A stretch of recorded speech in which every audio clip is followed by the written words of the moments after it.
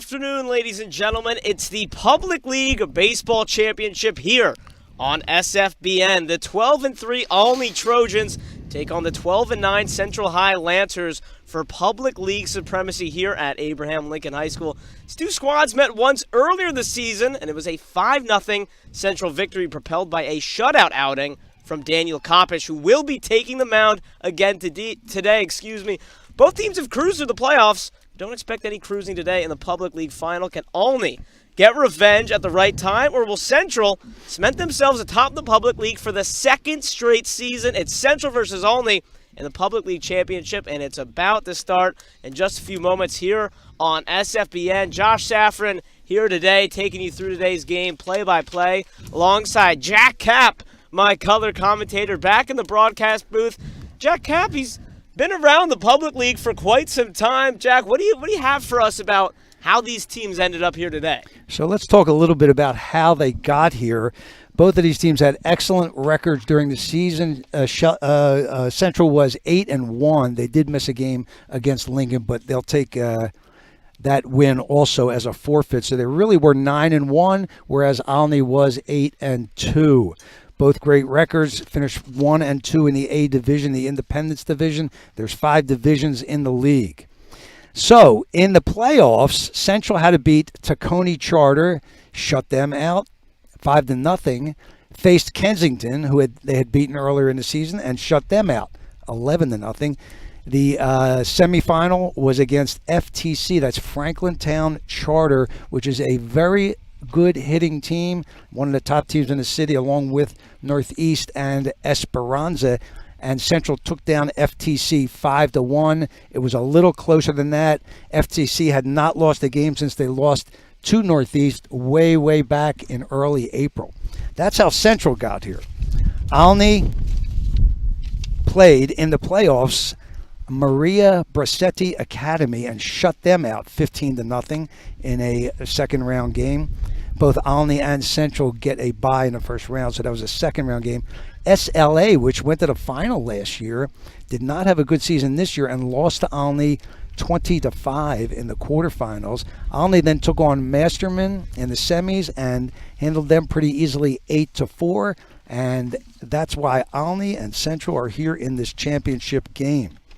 Not a lot of close affairs for either of these teams going through these playoffs here. Not in the playoffs, that is correct. And these, again, are two of the stronger teams. They are both very well coached, first-year coaches on both squads. Jorge Gonzalez Perdomo is the Olney coach, first year as the head coach. He was an assistant coach for 2 years.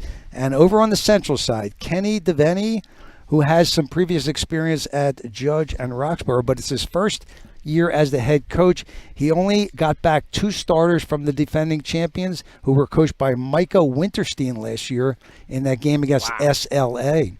So he has really built up a very good team here. Several freshmen coming to the forefront. And by the way, they lost 7 seniors to graduation last year. How about that? Yeah. So an excellent job there over at Central, as it looks like they're taking the field here. What better time? We'll give you the starting lineups for both these teams with positions. So as Central takes the field, we'll go right down the line. Leading off for Central and playing shortstop is Eden Crosby. Hitting second and playing left field is Tyler Seidman.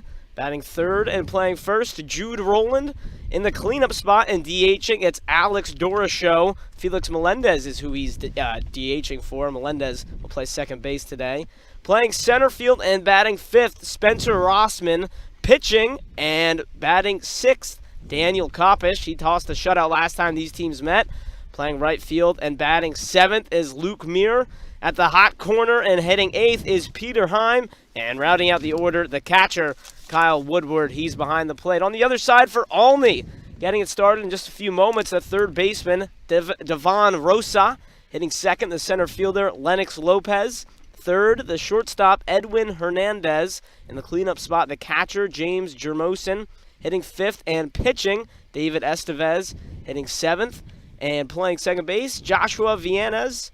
And batting seventh, Keniel Cedano. He'll be playing right field. Hitting eighth, we got Darlin Cordero. He'll be playing left field.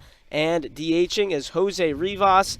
He'll be hitting ninth. And maybe What did I mess up here? We got Brahim Garcia. I know he can't be hitting 10th. No, he is the player being DH for. Okay, I got you. He's the first baseman. He'll wear number 24. Jose Rivas will hit for him in the DH slot.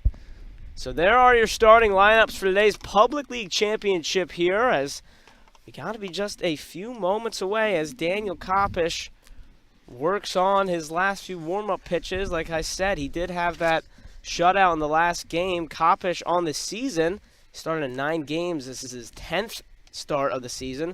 Pitched 31 2/3, 5-0 record. As you can see, no losses on the record for Kopish. That's why they put him out there for the big one.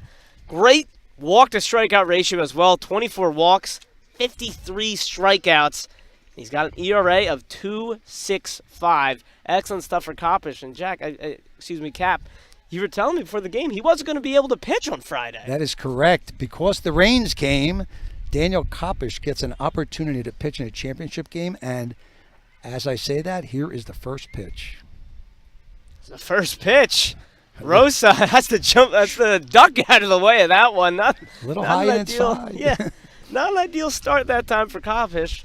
Early on, 1-0 for Rosa. Nice hitter's count here. We are situated out in right center field at Lincoln High School. It's a relatively new field, about a year old. There's a strike. Nice pitch that time from Kopish. At the plate is Rosa. Rosa sitting .355 on the season. Driven in 14, but done a nice job as a leadoff hitter. Is that one just a bit inside? Scored 22 runs compared to 14 RBIs. Just doing his job well, and he is hitting .355. But how about a .565 on base percentage? So we'll see if he can set the table. A foul ball.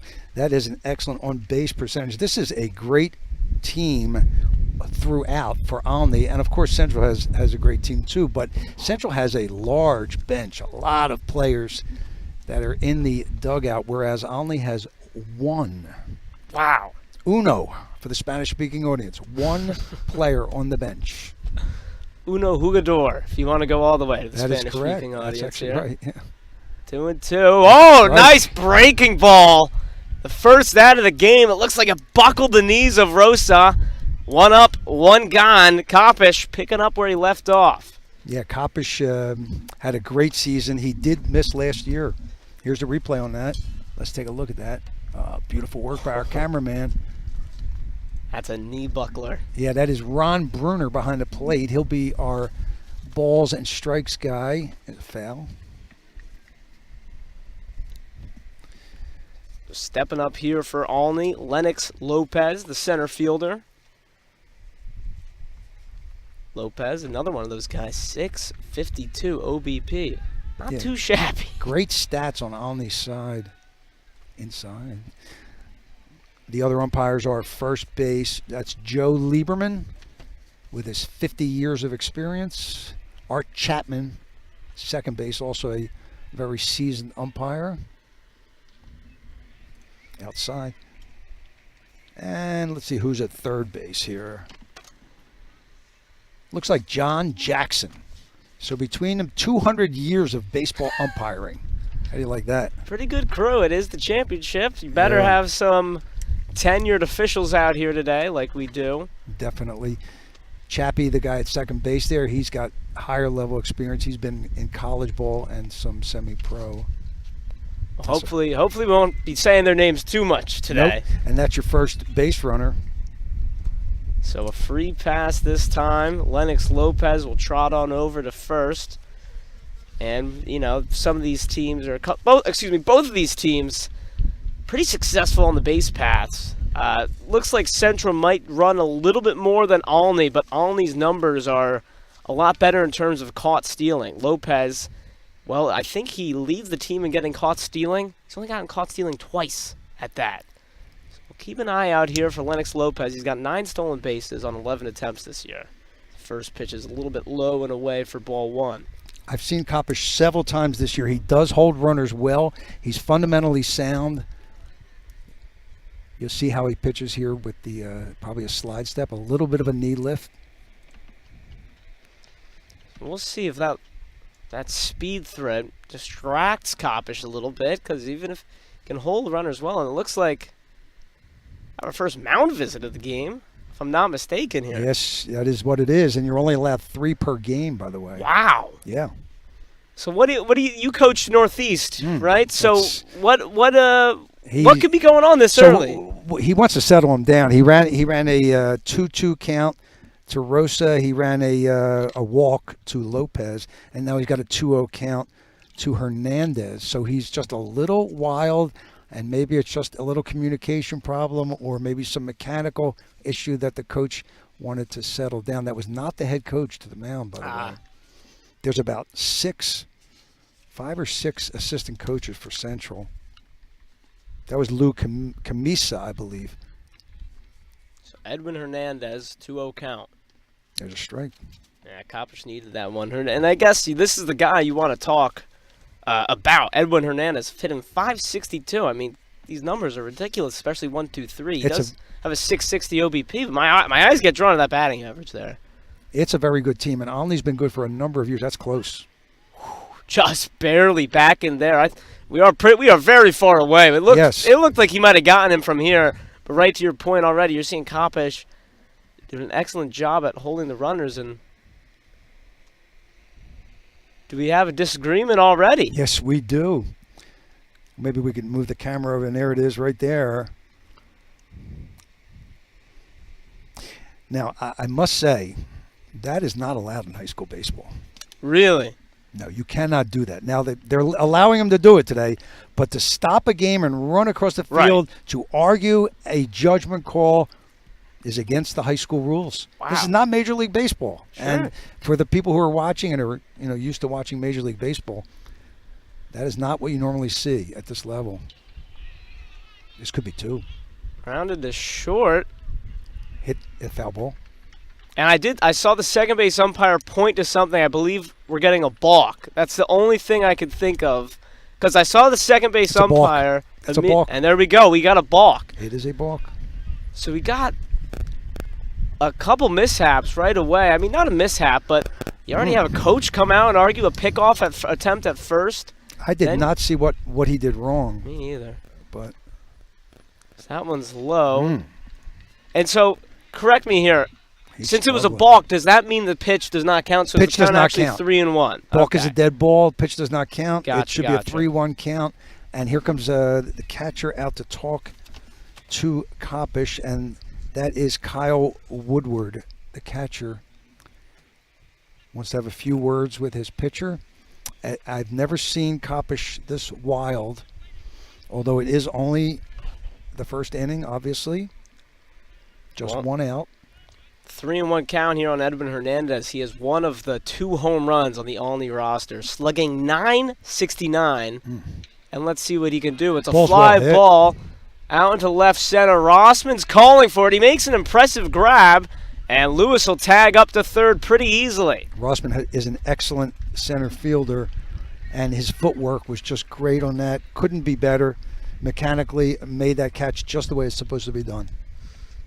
So all things considered, a nice play that time from Rossman. And, I mean, I know Coppish will give him a nice little thank you, but that's good pitching there, I think, by Coppish. 3-1 count, focused on getting strikes. It's a pretty big ballpark here at Lincoln, and like I said, only you said it before our broadcast, 3 home runs combined between these two teams. So if you're going to try to hit home runs, that might be warning track power in a big park like this. So 2 outs, Lewis on third, trying to be the first run of the day and give Olney a 1-0 lead. And well, they'd score more runs already in the first inning if Lewis can get across than they did the last time these two teams met. A 5-0 victory for Central. This is Jermos, and he pops it up. Popped up towards the third base line. It looks out of play. Got to speak to him a little bit before the game. A very bright young man. Excellent grades, great GPA, as they say. He's from the Dominican Republic, and he's been here at Olney 3 years. He's a junior. Also made the Carpenter Cup, the prestigious post-season tournament. He's a second-team All-Pub, and he's possibly headed for Duke University. Wow, how about that? Takes a nice curveball curveball there, too. That's an impressive resume right there. And they get him back for another year. He's got Duke on his register there, but also several other Division I type schools. 2-1 count on Jermos, and this one's ripped down the third base line. It's through for a hit. And Olney's on the board first this game. Tough getting the ball back in. It won't bite him. So Jermosin, with his pretty lengthy resume there, drives in a run. That'll be his 22nd on the season, and hard to imagine there's been a bigger one on the year than that. Great start for Olney. Yeah, what a great start for Olney. Lennox Lopez comes trotting in on that hit. First run of the game. And a well-placed ball by Jermosin. Koppisch in a little bit of trouble here in this first inning. Unusual for him. This well one's hit. Popped out. And ranging all the way over from left field to make the play that time. Looks like that was Tyler Seidman. It was, I believe, Luke Muir made that play. My mistake there. there. Yeah, the right fielder. Right field. I got my directions all turned around here in center field cap. I'm not used to it. We're normally behind home plate. Right. So my apologies on that. Nonetheless, a great play by Luke Muir to retire the side. But not before an RBI single by James Jermosin gets the scoring started. Olney, they go up 1-0 here on the Public League Championship. We'll be right back. Central will be batting.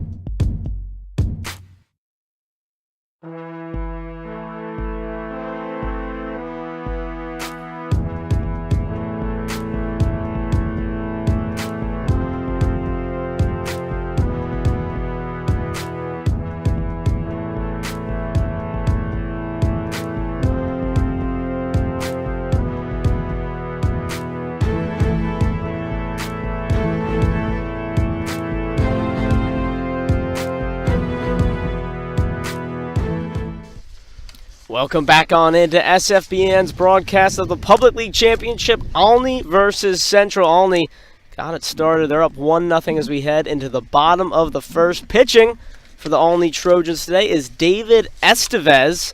Estevez comes into this one with a 6-1 record. Not too bad. He's making his 10th start. He's had 38 innings pitched this year, and all to the tune of a 2.37 ERA. And I talked about some walk-strikeout ratio. How about this one? 20 walks, 85 strikeouts. So clearly two aces on the hill today in the championship. Stepping up to lead things off for Central, Eden Crosby, the shortstop. Yeah, Estevez can hit 85 to 90. He's in that range. We faced him earlier in the season. He is clearly their number one pitcher, and they're going to try to get 100 pitches out of him today, I would think. Not sure if that was a strike or a ball, though. We got blocked out. Was indeed strike one. Was it? Okay. One just a little bit low and away. Crosby, a tough task. Now, something I noticed from both these lineups is it seems like Olney has some the bigger bats between the two teams, but Central is just really consistent, well, top to bottom. One of the things you want to take into consideration with Central stats is, there's a swing and a miss, is that they included all their games in their stats. So Central plays a lot of out-of-conference games. Now, they'll take on the toughest teams in the area. Malvern, Roman, not the toughest, but a good team. Newman, Goretti, schools like that, Wood. And they usually get kind of trounced a little bit in most cases, so the stats will go down because of that, is the point I'm trying to get to. Big pitch there. Attempt at the frame job, unsuccessful that time, but like the thought that time. That's James Jermosin who hit the RBI single, and nice communication. He waves out to Estevez saying, I like that spot. Keep it coming. 2-2. Yeah, James is that young man we talked about that's headed. He's got another year in high school, but he's headed for D1 right now if everything works out correctly. Something interesting about Central's pitcher I meant to say last inning was I got to speak to his parents a little bit. And Mom told me that his very first word was baseball. How about that? Chopper. That's a chopper. Tough play. First baseman throws it over, and a nice cover by Estevez. They made that one look pretty easy. Yes, they have worked on that. And when you see teams execute that properly, you know that they have been drilled correctly. Both of these teams are fundamentally sound. It's great to see. I went to see the semifinal at Northeast High School. It was played at my school, but it was FTC versus Central, and I took note of that Central does everything correctly as far as covers and backups and cutoffs, et cetera, et cetera. Just very, very well drilled and coached, and Olney also. Tyler Seidman now strides in. He rips one out to right field, and that's the first base hit of the game. So Tyler Seidman gets the hitting started. 1 on, 1 out for Central. Now that he took a first pitch fastball to right field there. That's the type of play with nobody on that you might want to attempt a 9-3, which is a right fielder to first baseman. Sometimes, if the catcher backs it up properly, there's really no reason not to try it if it's backed up properly on a one-hopper, a line drive one-hopper early in the game. It's taken a little bit of a chance, but not if it's done correctly. That one's in there for a strike on Jude Rowland. Now, do you think they had a chance that time? I was a little 9-3. That wasn't at the front of my mind, to be honest. No, maybe. But it's the type of thing where you get that one hopper and you think about it. I mean, the cut was in the proper position there for that. I mean, actually, if you're going 9-3, then the cut is the second baseman there. If you're and the catcher is the backup, if you're going, normally you would go to second base on that, and the second baseman is the cut where the shortstop is the cover and the left fielder is the backup. So they had it in their mind.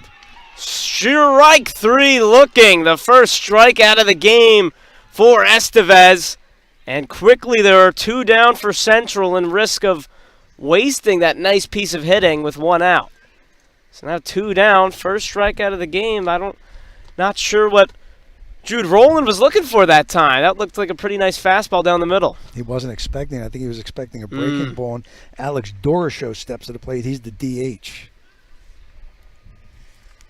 Doroshow hitting .340 on the season, even with all those stats. 18 hits on 53 official at-bats. Ooh, a little bit low that time. It looked a little low, yeah. Again, we are a distance away. We do have binoculars in case we need them, but strike 1. Doroshow hitting .340. As that curveball fools him that time. Looked like he wanted to swing, but don't think he saw it. He's hitting .340, and today he's hitting cleanup, but slugging just .396. And like we mentioned, there's not too many home runs scattered between these teams. So interesting decision there by the manager. Dorsho, very reliable hitter. Not the most power in that bat. We'll see if he can prove me wrong. That one's right up the middle. Estevez has it. He runs it over to first, flips it over, and it's just one hit in the inning for Central, but it won't bite Estevez. Nice job to calm down after giving the first hit. Olney, they still lead at 1-0. We're through one here at Lincoln High School in the Public League Championship. We'll step aside. Olney try to add on when we're back.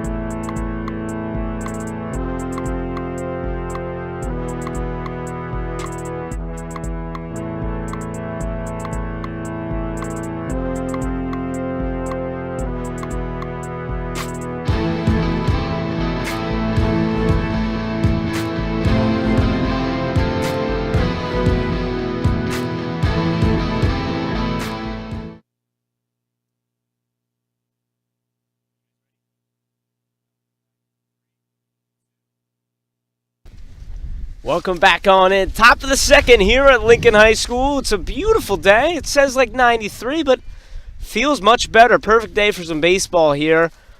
1-0. Olney leads it, looking to add to it. And on the other side, we'll see if Kopish can settle down a bit here. Good start, 0-1.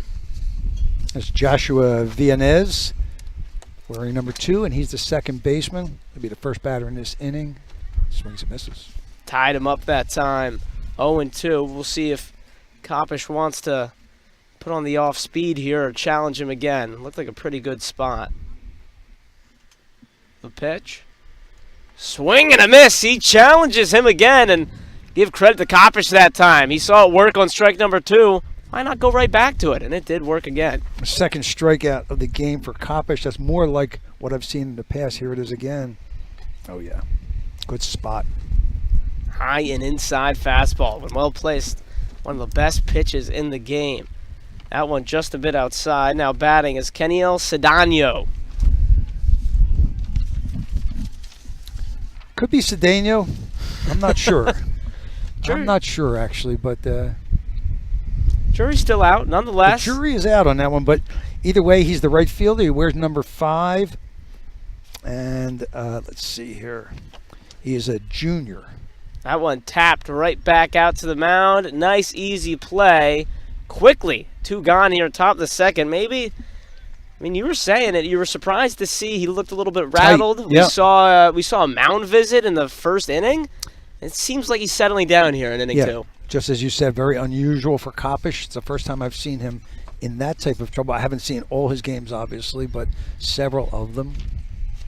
Stepping up now, Darlin Cordero. Wearing number 1, plays left field for the Trojans. That one just a little bit high, couldn't catch the zone.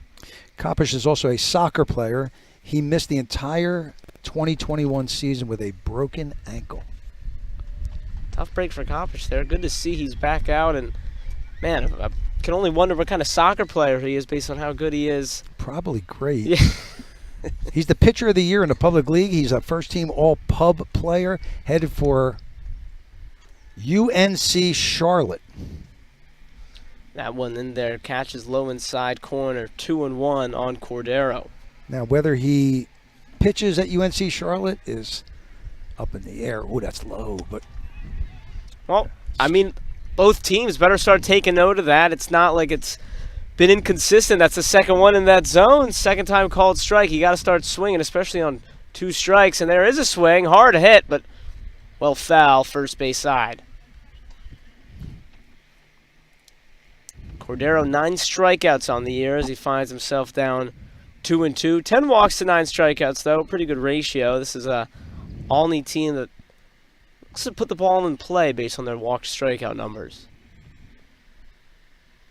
That one low bounces. Should be a full count now. Indeed it is. is. It is. Yeah, Kopech threw 107 pitches against FTC. The limit is 100 per game. Unless you're in the middle of an at-bat, you can finish that at-bat. He finished with 107 in the semifinal. That one fouled back. They'll do it again. So he's allowed, again, 100 pitches today.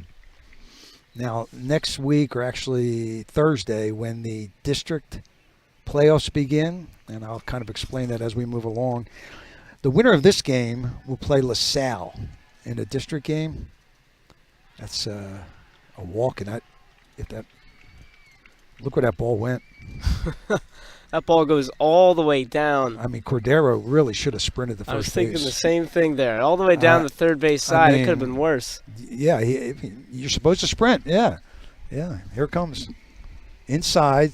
Sprint. Don't look at the ball.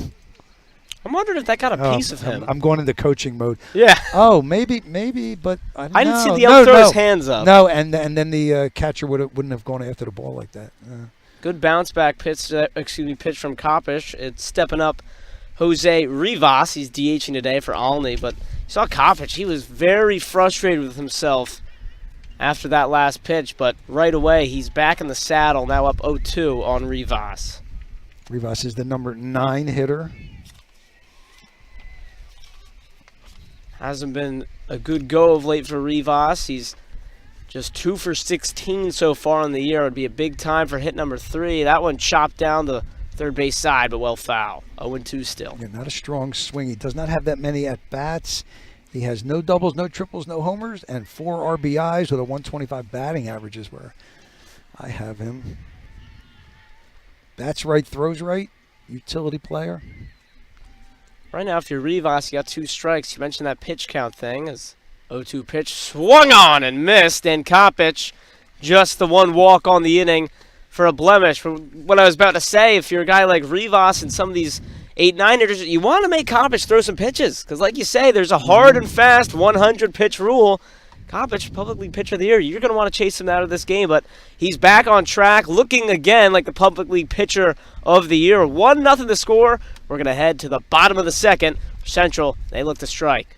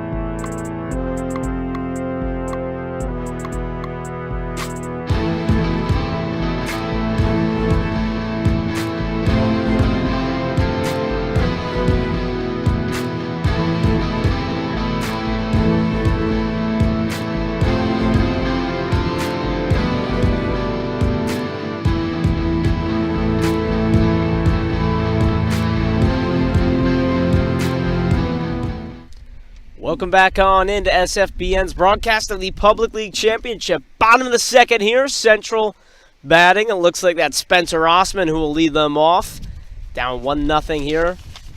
Trying to just one inning, but it looks like David Estevez in his groove early. We'll see if he can keep that up, or if Central will start to get their hitting shoes out. First pitch buckles the knees. Nice pitch. Yeah, you don't see a lot of first pitch curveballs to start the inning at the high school level. Beautifully executed by Estevez. Yeah. We were talking as we went to break a moment ago. You do get an extra 10 pitches in a district playoff. This is not a district playoff. This is the Public League Championship. So it does not count as a D12 playoff. The way that works is the Public League will play out to their champion. The Catholic League will play out to their champion. They're both in District 12. At that point, there's 6 levels, 6A down to single A. Each of those champions will then play each other for the district championship. That one blooped down into short. And actually, no, he dropped the ball. It looked like a fantastic play originally by Edwin Hernandez. I thought Hernandez had it. I thought he did too. I'm not sure if it got jarred loose when he landed or something, but man, Hernandez looked like he made the play. What would you score that? That's a hit. I'm going to give that a hit, but he jumped. Not sure what the official score will do on that, but he definitely played it well. He leaped in the air, leaped high too. I thought he had it in his glove and it popped out. Yeah, he certainly had it in his glove, but nonetheless, a leadoff single. I'm going to give him a hit. Yeah, I would too. For Spencer Rossman, that one gets behind. Rossman goes to second with a head of steam. He thought about third there for a brief moment, but big clap of the hands, and now feel like Central starting to get in it. Not just a runner in scoring position, but getting that bench involved. Yeah, this is Kopish at the plate, and that was a passed ball. Went off the catcher's glove, I believe. And Rossman moves up on the passed ball. Big play there. First runner in scoring position for Central. And another mound meeting here. Yeah, first runner in scoring position. The Olney unit here wants to talk it over. I guess the whole infield wants to talk it over. The whole infield. As a coach, do you ever get a little annoyed when the whole infield comes in, or do you like that? Generally, well, I'm not the head coach in Northeast. Right, I'm the assistant coach. But what we'll do is our head coach will say, go talk to him. He'll say to the catcher, we had a great catcher this year and the last couple of years, and he would say to him, go talk to him, Ike. And Isaac Matos, and Ike would come out, and then everybody would gather together, and that was okay with us as long as they don't stay too long. And the umpires will break it up anyway. After the meeting, 1-0. See if Estevez can settle down a bit. That one low, and great pick by Jermosin. He runs all the way back to second. Threw it away. Throws it behind. But nice backup there. Jermosin maybe waited a bit too long running that all the way to second. That was shades of, I don't know if you recall him, Travis Jankowski with the Phillies last year. He got caught right between. It's one of the most embarrassing plays in baseball history. When the catcher runs all the way from home. I thought we might have had a replay of that, but it's never been done before, and it probably will. You'll never see it again, where a catcher makes a tag out at the shortstop position. Just crazy. Rossman is getting a big lead over there. Definitely wants to try and come all the way around. That one a ball. That one's right out of the range at where balls and strikes have been called so far. Still early on, not even through 2 innings, but right in that low away corner, up behind the plate, has been calling that a strike. That one just off his edge. 3-0. That is right. There have been a lot of pitches right in that area. Little activity at second base. That's Villanez.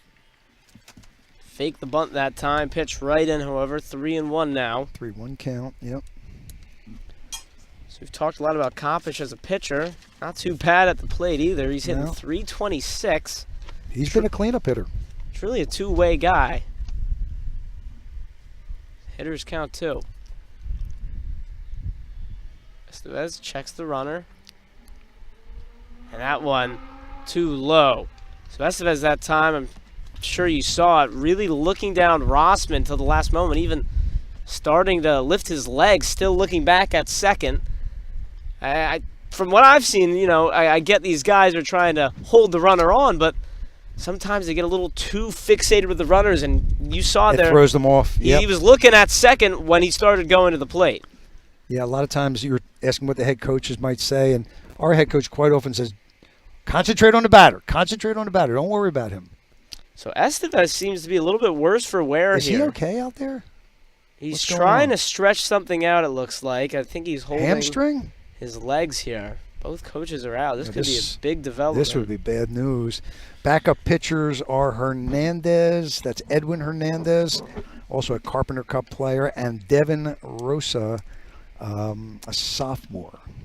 Yeah, and I believe Cap, he's a sophomore. Cap, you were saying it at the top of the broadcast where you don't think of it so much in baseball, but you got 11 players versus Central's 25, let's call it. At least. And, this was one of the things you mentioned that could be a common issue. Sub, yep.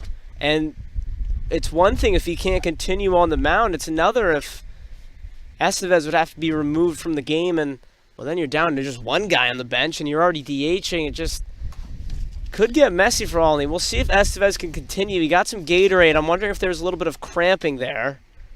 Give that guy some electrolytes. Rodriguez is the only sub. Yep, Rodriguez is the only one. Joshua Rodriguez, a junior, first baseman, does not have a hit this season. Well, for the time being, it looks like David Estevez will continue to play. Maybe he just cramped up. I mean, Gotta imagine that, especially the heat today. We did say it didn't feel too bad, but I mean, these guys have probably been out there for hours. we do have a trainer here today. We spoke to her earlier. Excellent trainer. She works at our school also sometimes. Baseball's a little different in this sense that if a trainer steps onto the court in basketball or in football or soccer, that player has to come out of the game. Right. Not so in baseball. I didn't see a trainer there, though, No, she didn't come out. which makes me, hate to speculate, but I gotta imagine it was just some standard cramping going on.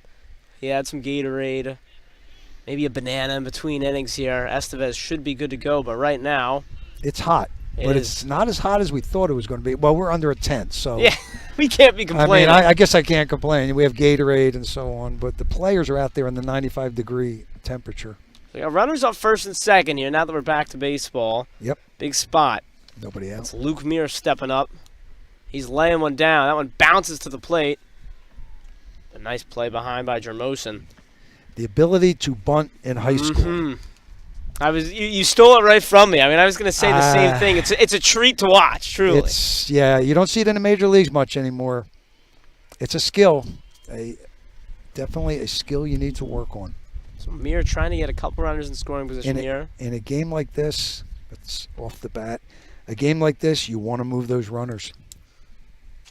1-1 on Muir. I got to imagine the bunt will still be on. And a reminder, it's Rossman at second and Kopish at first. Rossman, he's got some pretty good wheels just from what I've seen today. Making a nice play out here in the outfield. Yeah, Rossman got on that line drive that was dropped. He moved on a passed ball, and Kopish on the walk. There's the bunt. It's up. It looks to be fair, but a tailed foul. Yeah, they waited for it to roll out and touched it. It went foul. 2 strikes, takes the bunt off. So 1-2. Assuming the bunt is off here. Assuming, but You never know. good assumption. So fresh off a little stoppage for, we'll call it cramping for the time being. Estevez, big spot here, 1-2. See if that bunt's on. Doesn't. Oh, it is. It's still on. Pulled it back, and He showed it. Yeah. where did that one miss? Estevez not too pleased with a. Got to be careful with that. You don't want to be too demonstrative in regard to balls and strikes. I'll watch this again. Let's take a look at this. Great camera work. Yeah, he framed it. Yeah, a little bit outside. Yep. It looks like, and Yep. I think the umpire behind the plate asked Jermosin to go talk to the pitcher. I could be wrong, but it blew behind the plate, pointed towards the pitcher, and then we saw Jermosin get up and maybe saying what you were saying. You gotta.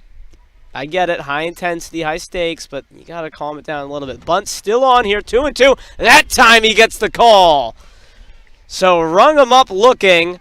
A huge strikeout for Estevez, not just to get in the big spot, but clearly he's looking pretty good following a bit of a cramp. Yeah, I don't question coaches too much, but I would not have shown bunt there, especially on a good pitch like that. I would have been swinging away. Yeah, and Luke Muir Well, he knows how to handle a bat, hitting just under 300.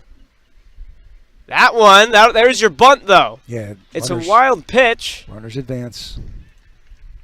Hermosen got to it quickly. That was really far. It could have been trouble if Hermosen didn't hustle. But, well, there's your bunt. Muir did strike out, but a batter later, both runners advance 90 feet. So 1-0 count, second and third. And Peter Heim is at the plate. Heim has got the one home run on the Central Baseball roster. Doesn't need a home run here. Just a single would do. That one high, 2-0. Heim is an all-public player, and last year he was the pitcher in the game where Central beat Boyertown, a state power, in the first round of the states 2021. Great win for the public league. That one just a bit outside. Count moves now to 3-0. Big opportunity for Peter Heim here. Sophomore. Backup pitcher, we just mentioned. He can also start. 3-0 pitch. Swinging is Heim, but just missing it. I think he got the spot he wanted, low and in. Tried to golf that one out of here. No dice. 3-1 the count. Heim with 16 RBIs on the year. Trying to make it 17 and 18 right here and give Central an early 2-1 lead. Coppish with a nice lead out there at second. Pitch from Estevez. That one's in there, strike two. Heim didn't like it too much, but we've been talking about it. You know the zone at this point of the game. Got to roll with it. Full count.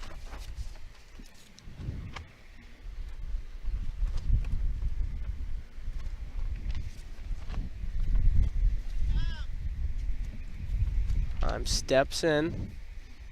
Payoff pitch from Estevez.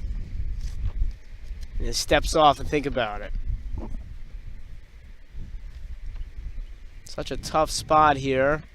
Such a big game, up only one. You don't want to throw that breaking ball in the dirt too much. Actually, it looks like Estevez is working out of the windup, if I'm not mistaken. He indeed is. That one swung on and missed, and a huge strikeout for Estevez there. 2 outs now, and Central at risk of stranding a couple runners in scoring position. It's up to Kyle Woodward. Check this one out again. Yeah, he was late on that. Estevez jumps off the mound. He was working out of the full windup there. Yeah. Surprised Central didn't get even farther off the base. Let's see what he does here. This is Kyle Woodward, the catcher. Where's number 3? I mean, this is what I talked about, though, when I said Central's so good 1 through 9. I mean, Woodward's your 9-hitter. He's hitting 300 on the year with 14 runs batted in. Just great consistency all up and down for the Lancers. First one in there for a strike, however, from Estevez. Yeah, Coach Devaney did a great job rebuilding this program. They are the defending champions, as we mentioned early in this broadcast. The coaching staff at Central, all new, mostly new. Ken Devaney in his first year. That one line caught by Estevez. And that'll end the inning. So an excellent job that time by David Estevez, working through a cramp, working through a couple runners on. Let's watch that one again. And nice play by Estevez. At first, it looked like a hard-hit line drive, but I think that one caught the hands just a little bit too much of Kyle Woodward.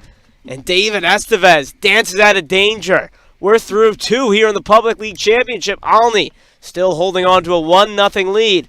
They're going to look to add on it in just a moment here in the top of the third.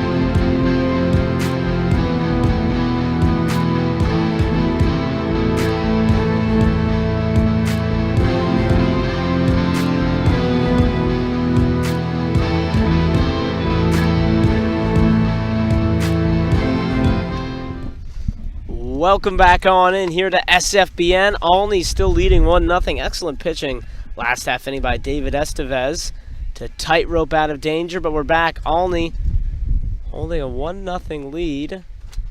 That one in there for strike number 1. Looks like leadoff hitter. We're back to the top of the order here. It's Devin Rosa. A 1-1 counter. He'll be followed by Lennox Lopez, Edwin Hernandez, and if they get that far, James Jermosin. That one low, just a bit low, 2-1. Rosa Cade in the first inning. 38 pitches, now 41 pitches thrown by Kopish so far. Must be taken into consideration, as we've mentioned several times. We got into a little bit of the structure of the PIAA. So they play classification finals, Public League versus Catholic League. In most of the classifications, there are 2 teams that get to the state playoffs. That's a full count. So whoever wins this game gets a district playoff and a state playoff game. It's a very important game right here. Full count here on Rosa, the payoff pitch. That one low. Rosa aboard for a leadoff walk. For Rosa, something he's pretty comfortable doing. His 15th walk on the season. OBP that I mentioned earlier, 565. And watch out, he is 8 for 8 so far this year, stealing. Lennox Lopez at the plate, and he's the only guy who scored a run so far today. That one in there, 0-1 on Lopez.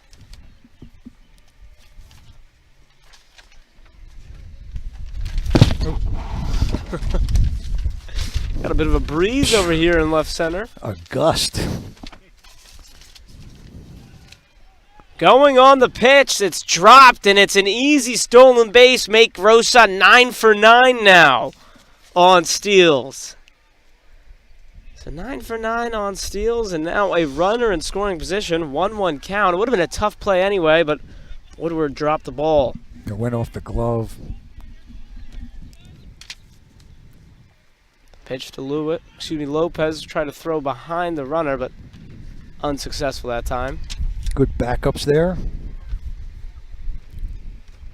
just in case the ball goes through.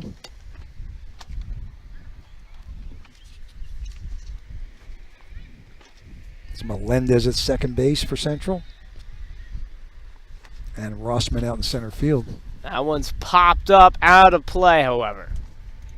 Just a big strike there, 1-2. Lopez walked his last time at bat. We'll see if Kopish wants to go to the breaking ball. I haven't seen it too often from him. Remember, he moved to second on the balk. That one fouled out of play again. Moved to second on the balk, moved to third on the throw, and was driven in by James Jermosin with the single. Only run of the game.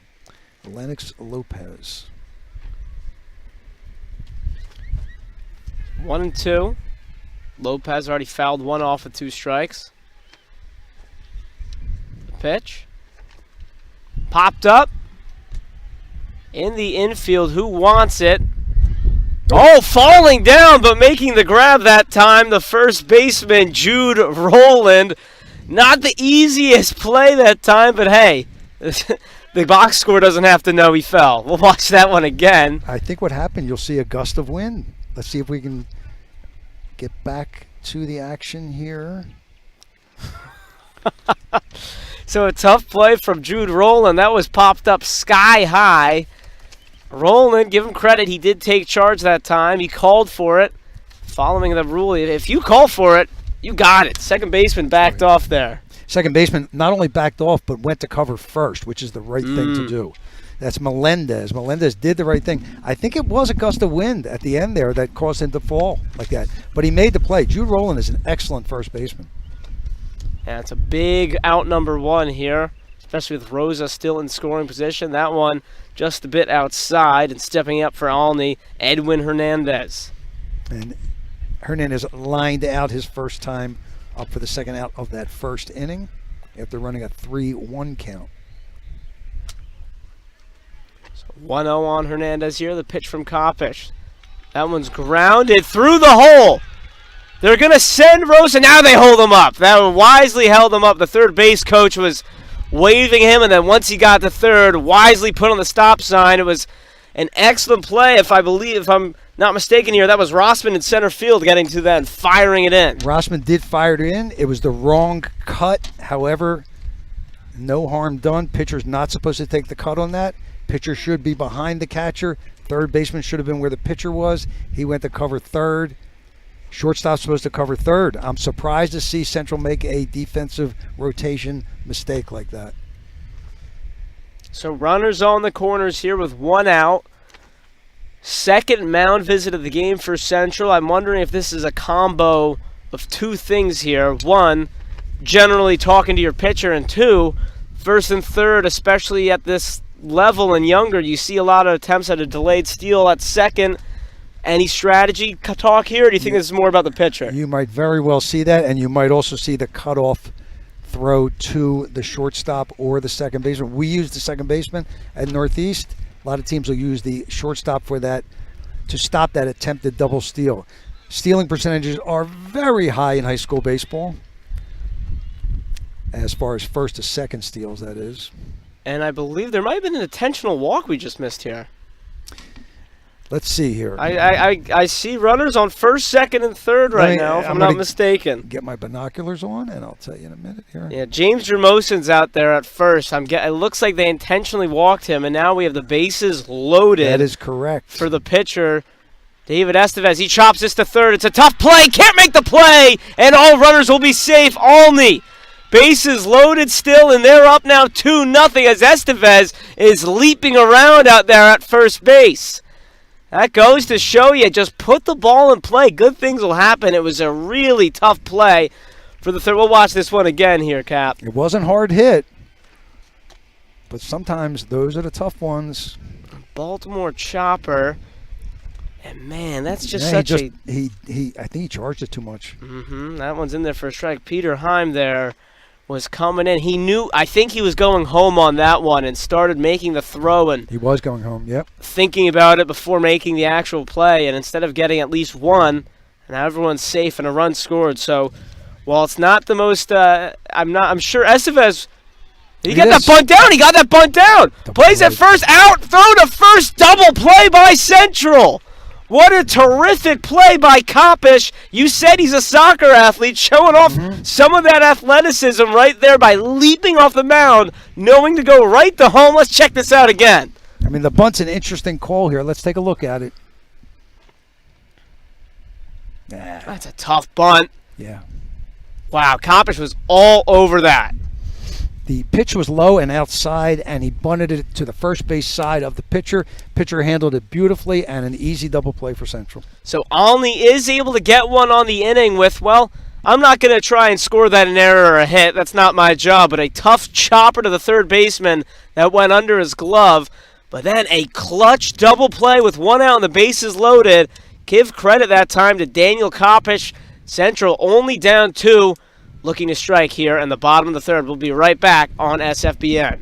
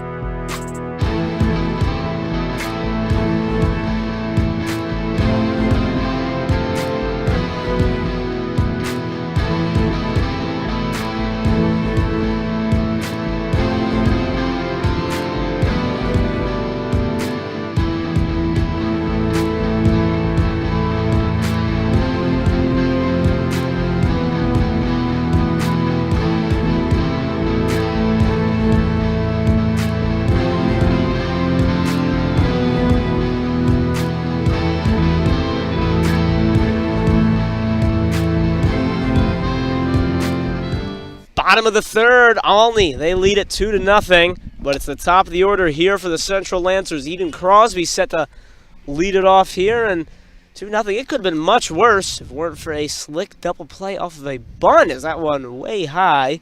Estevez maybe a little too fired up still from his, I don't know, we still don't know what we're calling that slow roller to third, but Estevez I just changed it to an E5. You officially called in there. A second ago, yep.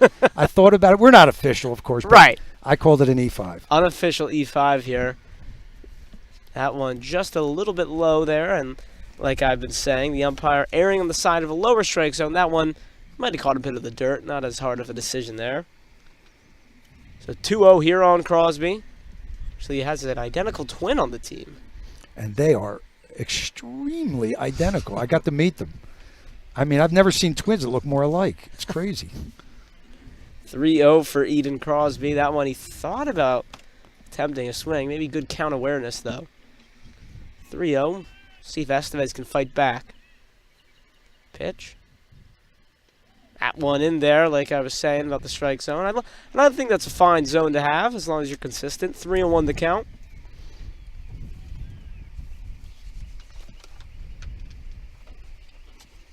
Crosby, 288 hitters. That one in there. Beautiful pitch by Estevez. Battled back to a full count. Going back to that last inning at the intentional walk, in high school baseball, and I think in the pros also, in the major leagues, you don't have to actually throw the pitches anymore. Correct. You just wave him to first base, and that's why we missed that. We didn't see that. Yeah, it was very odd. It also came with a mound visit there. Well, we are 350 feet away. Maybe even more. Yeah, it's a little hard to see everything. We're looking through a fence. The payoff pitch. Oh, it hit him. Caught him. It hit him.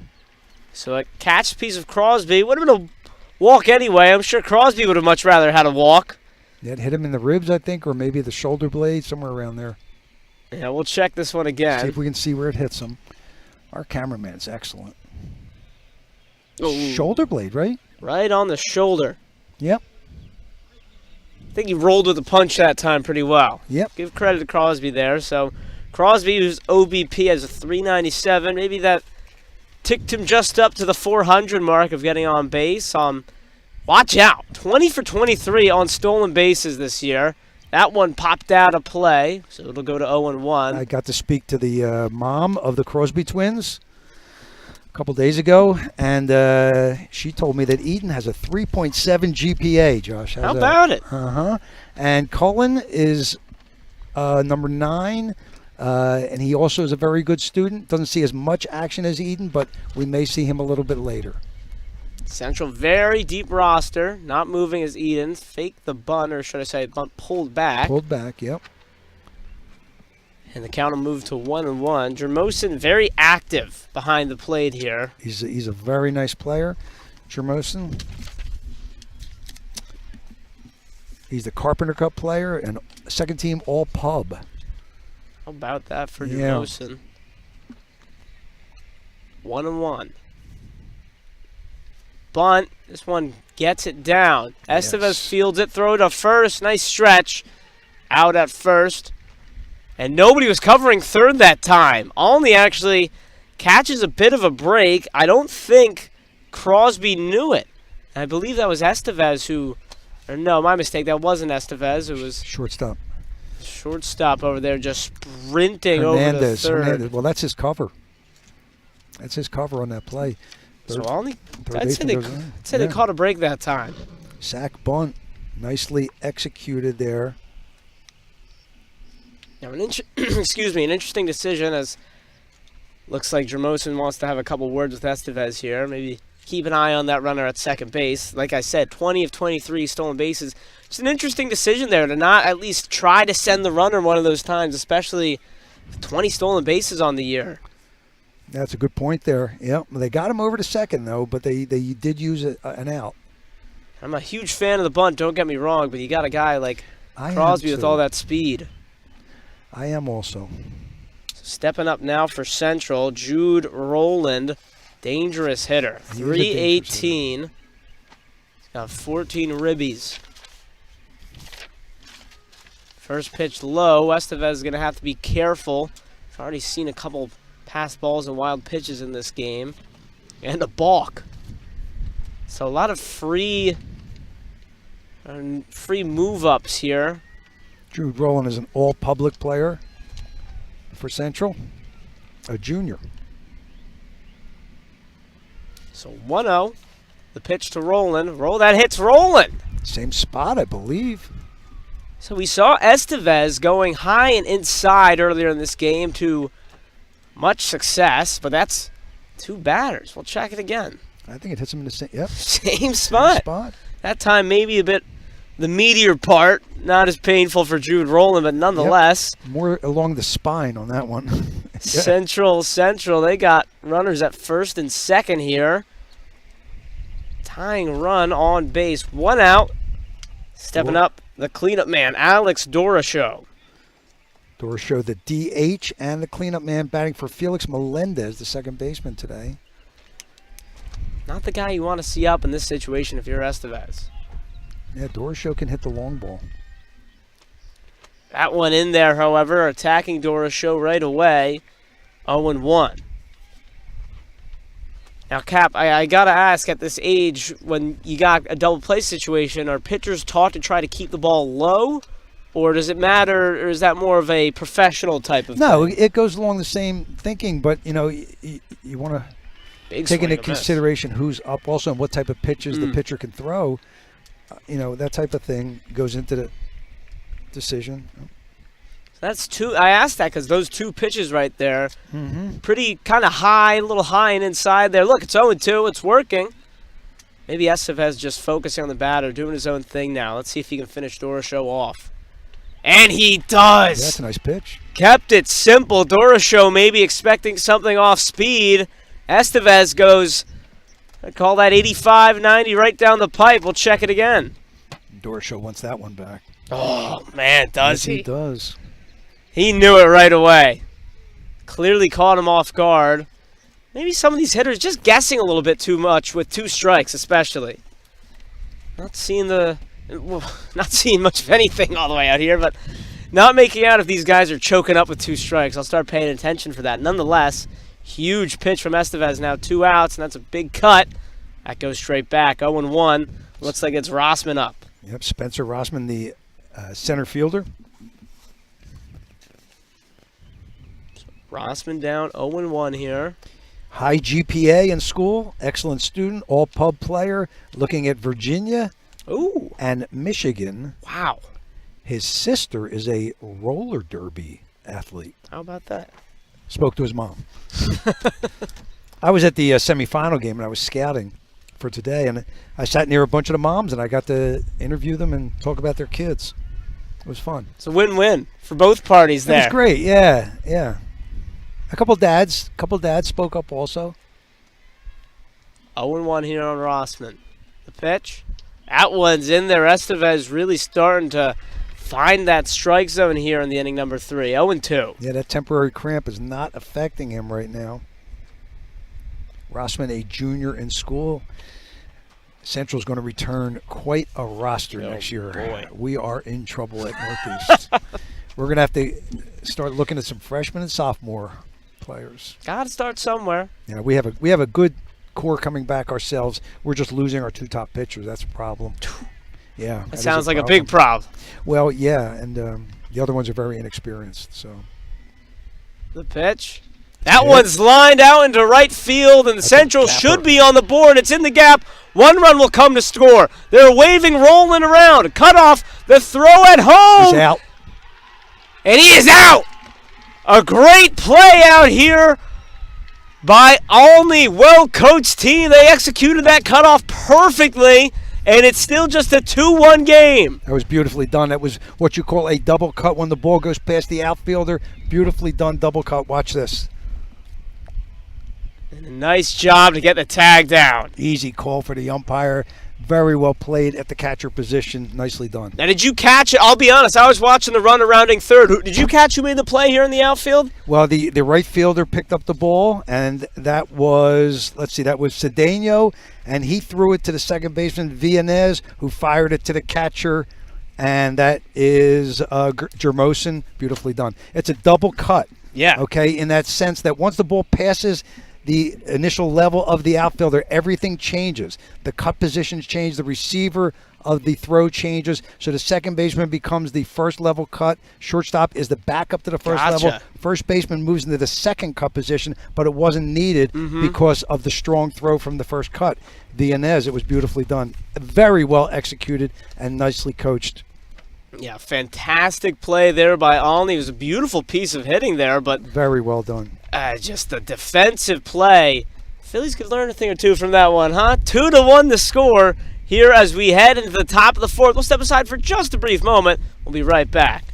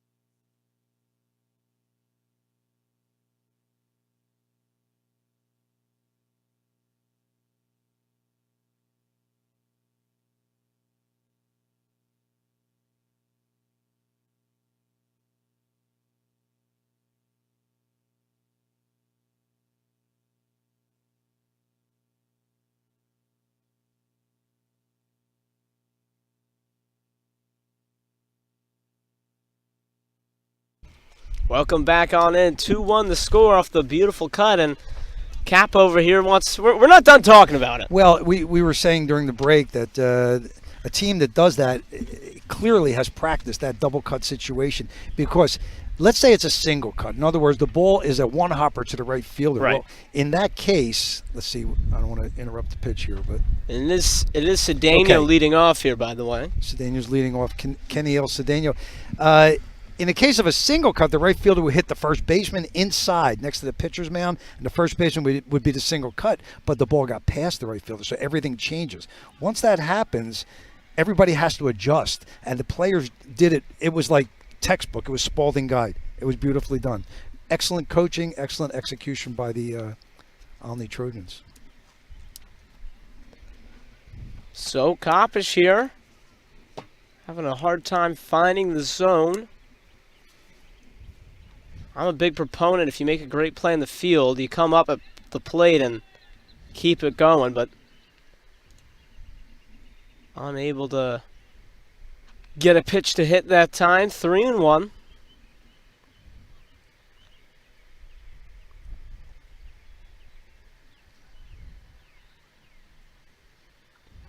And Cedeno works out a leadoff walk here for Olney. So Cedeno, after making the fantastic play out here in right center, starts off the next inning with a free pass. Trying to add up the pitch count. I'll have it for you folks in a minute or two. It's hard to keep while we're doing the audio, but we're trying our best. First one in there for a strike. It's Darlin Cordero up now.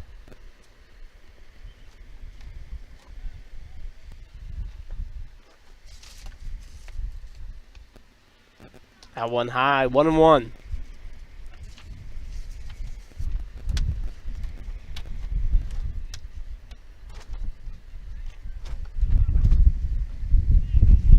Coppish keeping an eye on Cedeno there.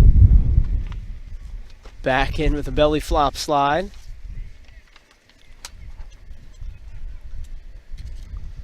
Kenny Cedeno on first. He's 7 for 7 on the stolen base category this year.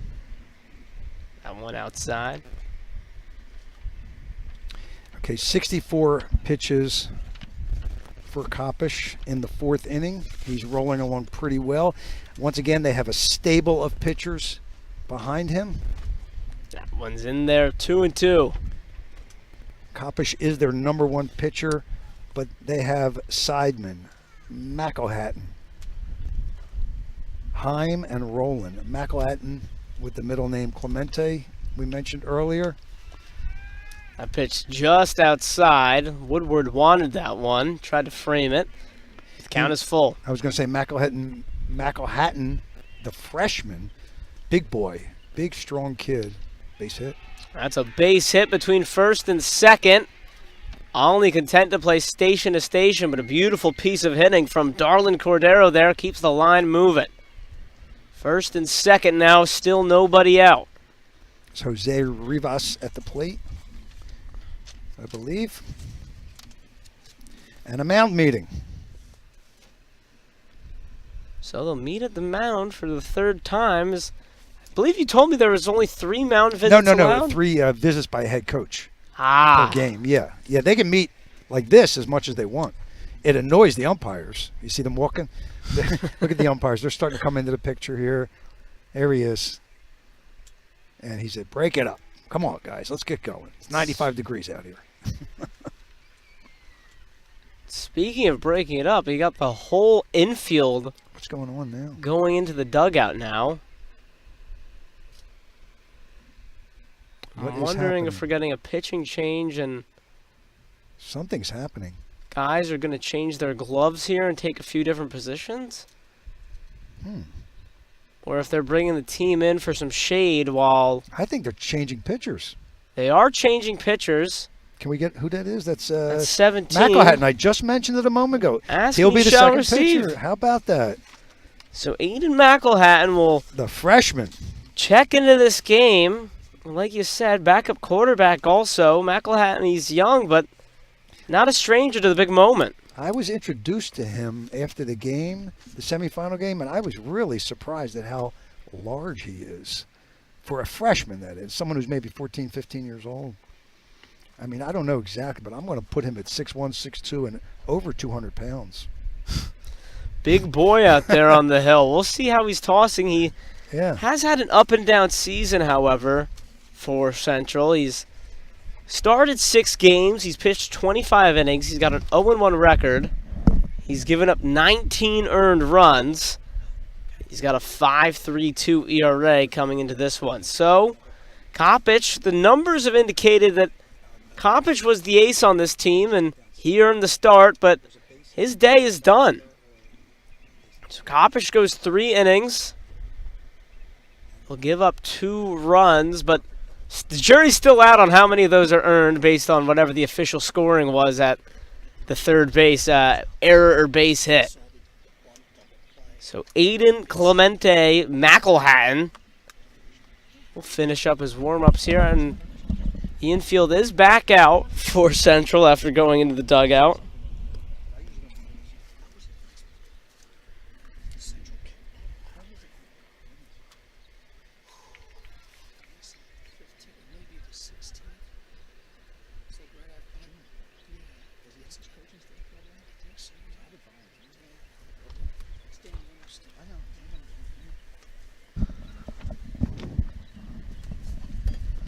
So we're back in action here at top 4. Striding up now is Jose Rivas. First and second, nobody out. Aiden McElhatton's first test. That one in there. Rivas maybe taking a pitch with a new pitcher, and not the best pitch to be taken there. That looked real good. First and second, and nobody out. McElhatton, the freshman, stepping in. That one a bit low, 1-1. Big spot for a freshman, Josh. Does look like Kopich has now moved to shortstop, by the way. Yep, that's where he is. He's a solid shortstop. Interesting move by Coach Ken Devaney. Foul ball. That one fouled out of play, not playable. Count moves now to 1-2. McElhatton a chance to hop off the bench here and immediately make a big impact. Devon Rosa is next. 68 total pitches for Kopich. And a big strikeout there for McElhatton right off the bench.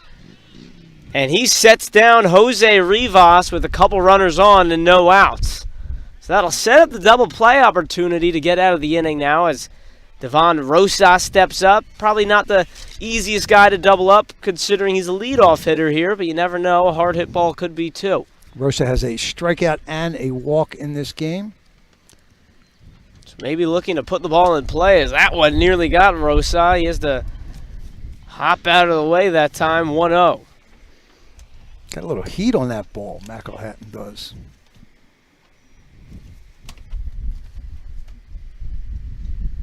That one a little bit high, Rosa. And remember, we are 350 plus feet out. Looks a little bit shorter from out here. Tougher to throw him a strike, I'm guessing, from McElhatton here, and that's why he leads it off. That's why his OBP is ballooned over 460. That one, like I said, just barely missed again, 3-0. So danger of loading the bases for Lennox Lopez.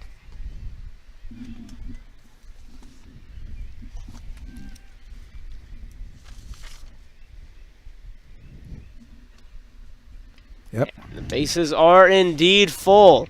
So with one out, Lennox Lopez will be called upon. Huge spot in this game for Olney. And we'll see how the freshman handles it. The bases are juiced, the championship game. This is a big spot. He's got to face Lennox Lopez and that nice head of hair.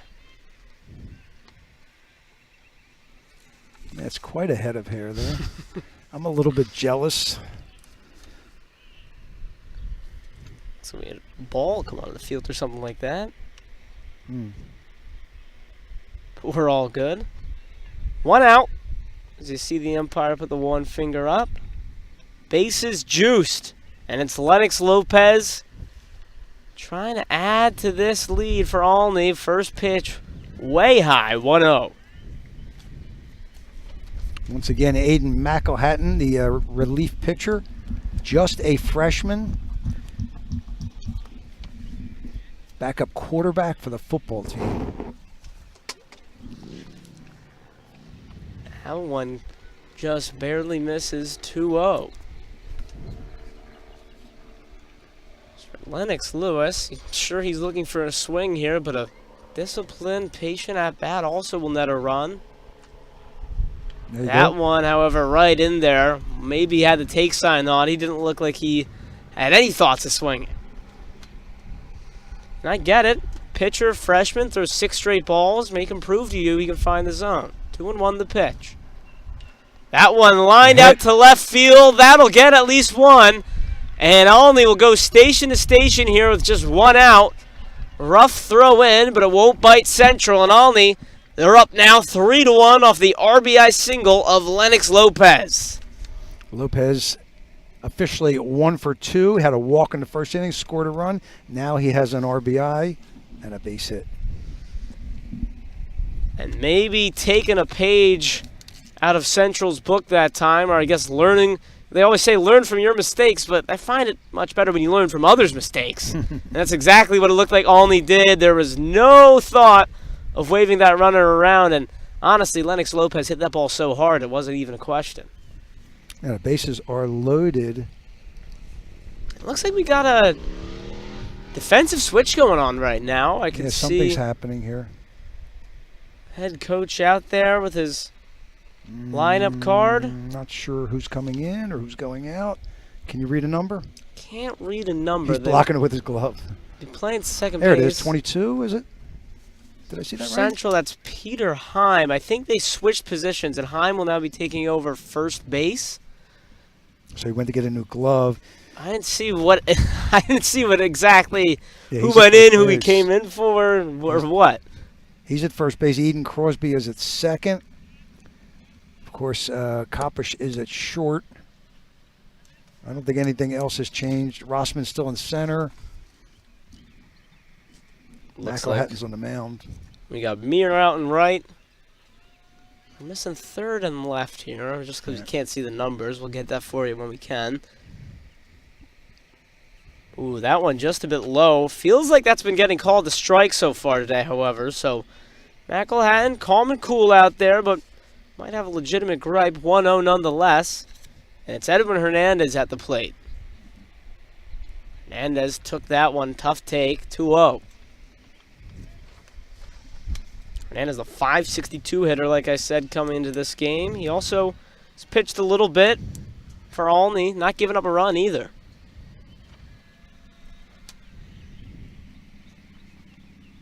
That one in there. 2-1. Nice pitch there.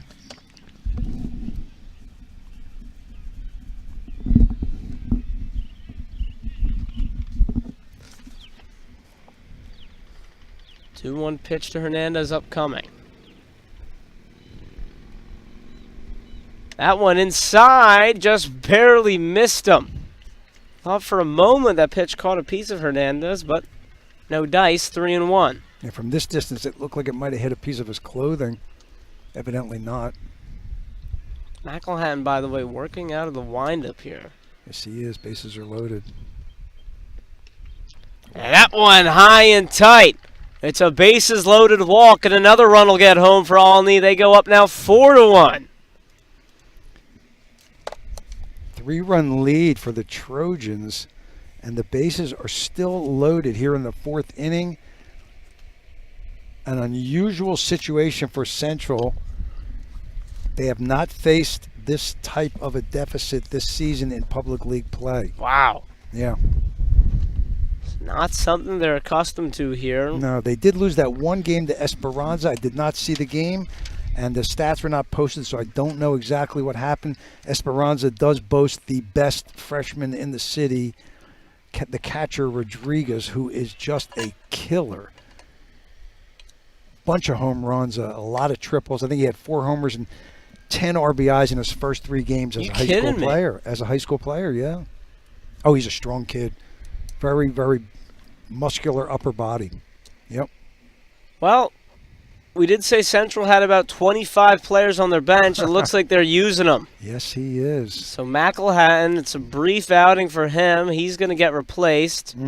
Rotating door of players here, and I believe this is who will be taking the mound for Central. Looks like it's Jude Rowland, who will switch now from third base, I believe, originally, and now take on the pitching mound. So that's why they moved some players just a few minutes ago, so Rowland could get some warm-ups. So Koppisch starts, and Koppisch goes 3 innings, 3 official innings, a third of an inning for McElhatton, and it's 1 out in the 4th here, and in comes Rowland. Jude Rowland, he started 4 games this year. This obviously not a start. He pitched 21 2/3, the tune of a 2-1 record. Only given up 6 earned all year. ERA is under 2. 1.94 ERA for Jude Rowland, so clearly the right man for the task right now for Central. Yeah, as we've mentioned several times in this game, in this broadcast, Central has an arsenal of pitchers, which is nice to have on a high school baseball team. Northeast had 6 last year. We lost 5 to graduation. 1 came back, and we added 1 this year. But it is tough. When you have 4 pitchers, you're sitting pretty. Although Olney with the 4-1 lead in this public league championship. Olney won the championship a few years ago. Central won it last year. Nobody won during the COVID year, unfortunately. Everyone lost.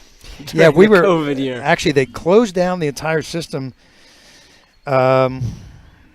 Josh, just 1 day before our first game. Oh, yeah, we were to play hurts. Roman. We were supposed to play Roman Catholic the next day. big test. And they shut us down the day before. Yep. Man. And we didn't play 1 inning. And by the way, that was the best team Northeast has had in over 20 years. Go figure. Yeah, I know.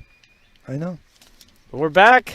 Snap out of 2020. We're back in 2022. Public League Championship here as Jude Rowland, first pitch high. It's James Jermosin at the plate. A big test here right out of the pen for Rowland. Jermosin already with an RBI in this one. That one skied high. I don't see where it is. Batter's out. The infield fly has been called. It's He shot. goes! He's going home. The throw home is out. Took a He's chance. out at home. Oh my goodness. It's an infield fly called. The third baseman who we knew just inserted, couldn't tell who it was. Ball falls and trying to, I guess you'd say, tag up there on the miscue. No, he doesn't have to tag up. Well, right, but I don't know what to call that. You know what I mean? It's an infield fly double play. He takes He takes the chance, and I think it was actually a good chance. Let's take a look at it. Let's check this out. Yeah, nice recovery there. Great camera work. It has to be a tag play, by the way. It's not it's not a force out. That's a tag play. So for Central there, looks like that was Eden Crosby, who's been moved all around the infield. One of the Twins. Ended up at third base that time. That ball falls, and he was able to recover and deliver a bullet home. Give credit also to Kyle Woodward, who got turned around on that play. Yes, he did. Was able to collect himself right before the runner reached home, tagged him out, and how about that for Jude Rowland? He comes into the game, makes a few pitches, and, well, it wasn't pretty. Gets a double play. How many times have you written down that double play combination, I don't think I've ever written it down. Now, just so the fans know, and I guess a lot of you do, people that are watching, infield flies an automatic. Once the umpire puts his finger up in the air, the batter is out no matter what happens. If the ball's caught and the runner goes, it's still a tag play. In this case, the ball was not caught, and it was a tag play, and they made the play at home plate. Great play by the catcher, as you mentioned. Yeah, very crazy sequence. We'll step aside for just a moment. Olney leads at 4-1, but could be much more. Missed opportunity for them. Let's see if Central can take advantage on the bottom of the fourth. We'll be right back.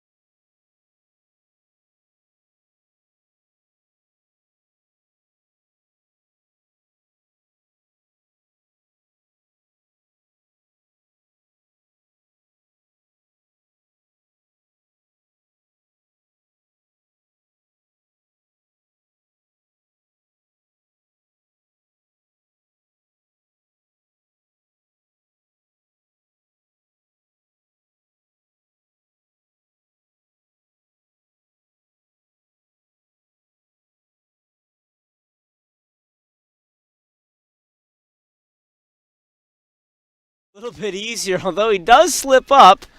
Look, I'm going to say it. He's a great shortstop, but he's got to be called off. Yeah. That's the same thing there. Either the center fielder or the left fielder has to call him off. He made the play. Obviously, he's very good. So 2 away. It's Peter Heim. I think he's smacking his helmet a little bit there. He just got under that. Yep. He almost had at least a gapper, but just got under it, frustrated with himself, understandably so. That's out number 2. Yeah, Cordero or Lopez, in my opinion, has to make that call. So Kyle Woodward, the 9-hitter and the catcher, stepping up. Woodward made the fantastic tag to end last inning and keep it a 3-run ball game. Yeah, Woodward lined out his first time up to end the second inning. Back to the pitcher.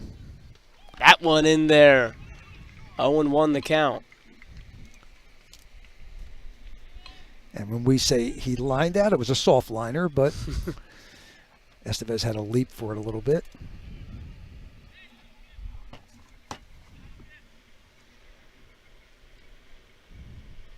Swing and a miss. 0-2 now on Woodward.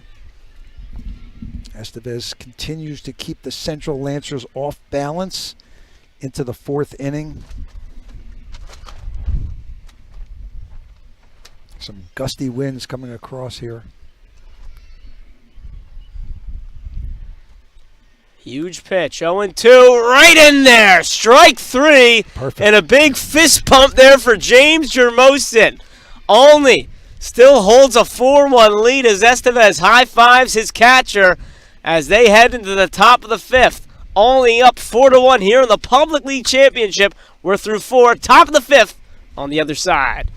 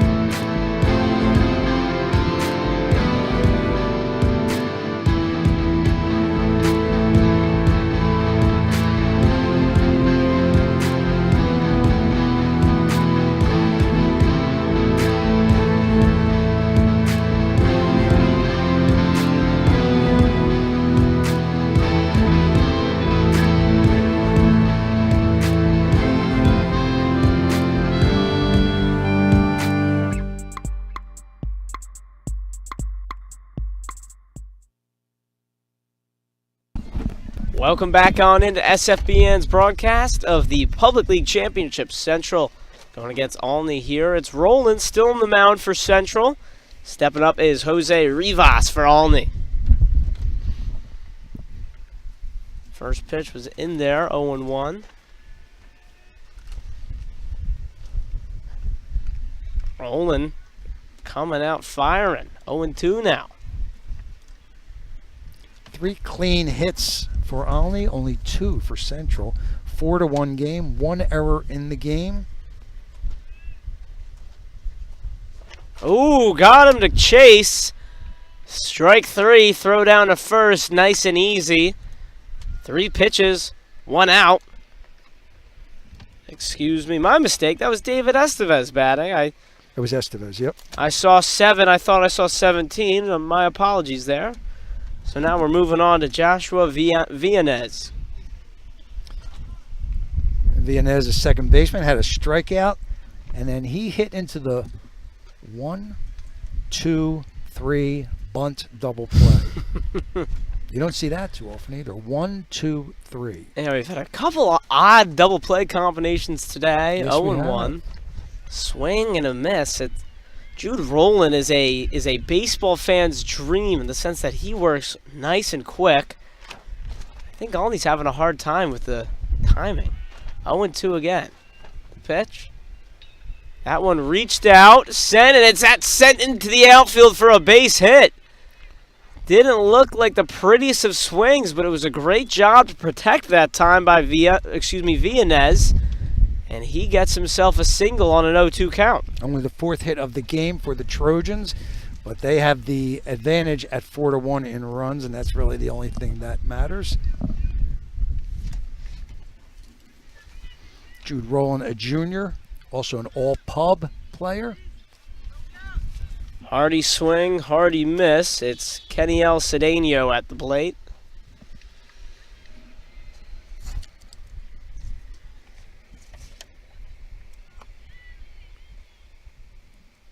Villanez just 3 for 3 on the base paths in terms of steals. Shouldn't be too much of a threat over there at first, but you never know. He has not been caught. The pitch. That one low, 1-1.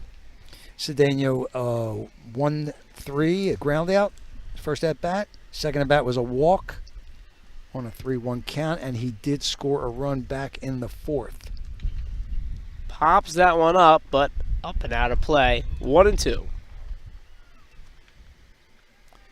This field at Lincoln is about a year old, I'm guessing. Well-kept field. Nice groundskeeping. Big fence around the outfield. Big improvement from their last field. That one low to Cedeno and moving up 90 feet that time. Catcher Woodward couldn't find the ball. Going to call that a wild pitch. Lincoln was completely rebuilt. The school behind us is only maybe 8 to 10 years old. How about it? Yeah, the old building was in 1958, was falling apart, and they were having a lot of trouble, so they rebuilt the entire school grounds. That one low also. Better job by Woodward there. Keeping Villanez at second. Full count. Central High School, the second oldest public school in the United States. Only Boston Latin is older. And Olney's pretty old too, by the way. 2 storied programs here on the championship game. Yeah, they're kind of original pub teams. Olney goes back to 1929. Payoff pitch in there. Strike number 3. Jude Rowland. Rowland, safe to say he's rolling. 2 strikeouts in this inning. And the ground ball single. Villanez stays at second base. So getting Cedeno to strike out. It's the 10th time Cedeno's been put down on strikes this entire season. And that'll bring up Darlin Cordero. I'm jumping ahead a little bit. Easy play. And an easy play Coppish to retire the side. I was almost going to say 1-2-3 inning. It felt like a 1-2-3 inning, but like you said, just the ground ball single in that one. And Central now starting to regain momentum. They just need to get the bats working. We head to the bottom of the 5th. We'll see if they can get the bats working. They're still down 4-1 in the Public League Championship. We'll be right back here on SFBN.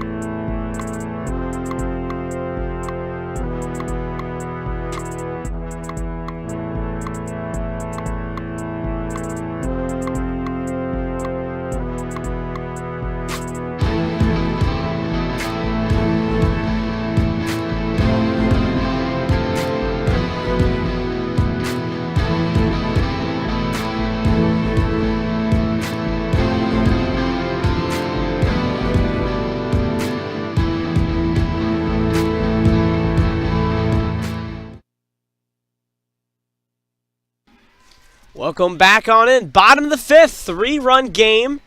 Eden Crosby will lead it off for Central. Still out there is David Estevez. He's gone 4, just 1 run on his resume so far today. We'll see how he fares as we tick into the second half of this ball game. Man, still got a lot of life on the fastball. Eden Crosby looked late on that one, 0-1. Yeah, he had 53 pitches going into the fourth. He only had 13 pitches in that inning. Very smooth. He has 67 now, counting that last pitch. 68. That one a little bit low and away. 1-1. Crosby trying to get something started here for Central. Just the 1 run, almost 2, but a beautiful cutoff play by Olney kept it to just 1 run for Central. Swung on. Nice play by Estevez again. It would have been a difficult play for the second baseman. Real nice cutoff there. Just cut that ball off before it got out to the infield. Walked it over to first base. He's a ball player. Yeah, Estevez listed as a pitcher and utility. Yep. Don't want to pigeonhole him anywhere. He can go anywhere. He's been great today. Tyler Seidman, Jude Rowland, and Alex Doroshow coming up. Seidman strides to the plate. He steps out immediately. Never had time granted, though. Nonetheless. Seidman had a sac bunt and a base hit in his previous at-bats. 1 for 1 Seidman on the day. Correct, right? Curveball. Almost came back in. I've seen Estevez do that a couple times. Fastball still has a lot of life, but it looks like he's gotten away from the breaking pitch just a little bit as we get later on into this game. I'll keep an eye out for that, especially with 2 strikes. But for now, 1-0 the pitch. Bounces that one. 2-0 now on Seidman. Seidman a .342 slugging percentage this year to go along with a .289 average. So Seidman can certainly swing the stick, but not a guy you necessarily want to dance around. Mostly a singles hitter. Not sure if he's related to Corey Seidman, Phillies analyst, excellent analyst. Corey does a great job after the Phillies games. A load of knowledge.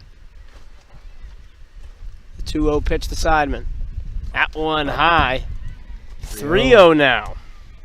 I hope I didn't jinx young Estevez by talking about what a great pitching job he has done so far, but he's got a 3-0 count to Seidman. He was off to continuing the trend. It was a... Yep. That one just misses. So a walk to Tyler Seidman gives a base runner for the Lancers. Now stepping up is Jude Rowland. Rowland, who's been doing an excellent job this game in relief. We'll see what he can do with the stick. Rowland, a solid hitter. Hitting .318 going into this game. A .413 on base percentage. That's real nice. Remember, that counts those out-of-conference games. Right. So if you went league games only, he's probably over 400 as a batter. Batting average. No home runs for Rowland, but that one's in there. No home runs, or I shouldn't say no home runs. Not a lot of home runs between either side. If you get 3, 4, 5 home runs in a season from a public league team, you've had a power season. Curveball that time. Fouled off. So 0-2 now on Rowland. We'll see what Estevez does from here. Does he come high and inside? He was liking that high and inside fastball as an out pitch earlier in this game. Rowland, he's got the stature that he could handle one of those pitches. We'll see. Looks like Rowland's choking up just a little bit also. Both knees bent. Well, choking up paid off there. Spoils that one. Still 0-2.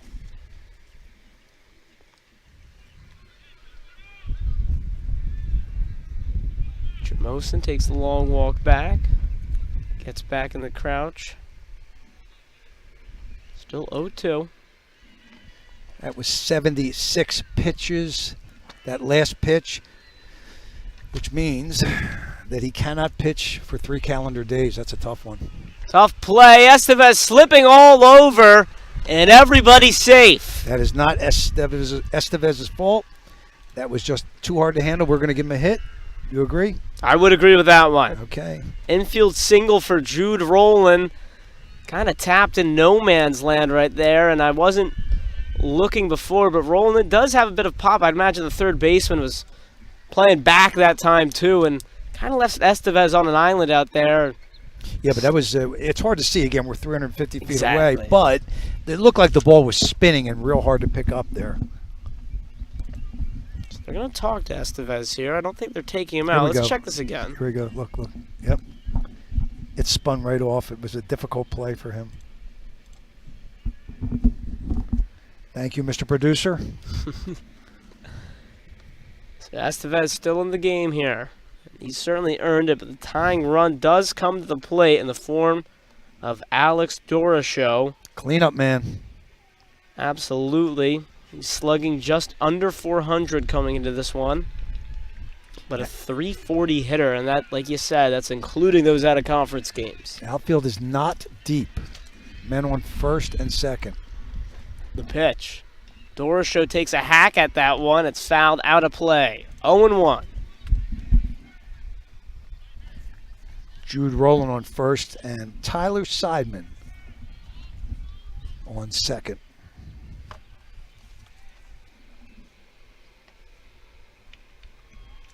One out.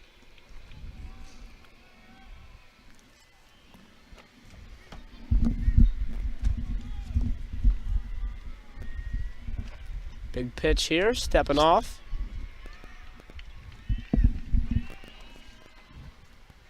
Taking a nice long look over there at Rowland.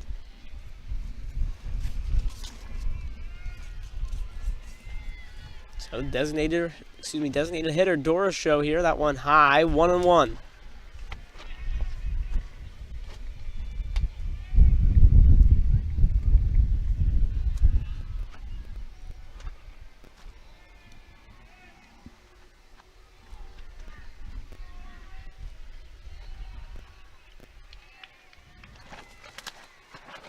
Swung on and missed. 1-2. Doroshow finds himself in a hole. Doroshow with a big cut there, looking for something he can powder. So 1-2. Estevez looking for his out pitch now.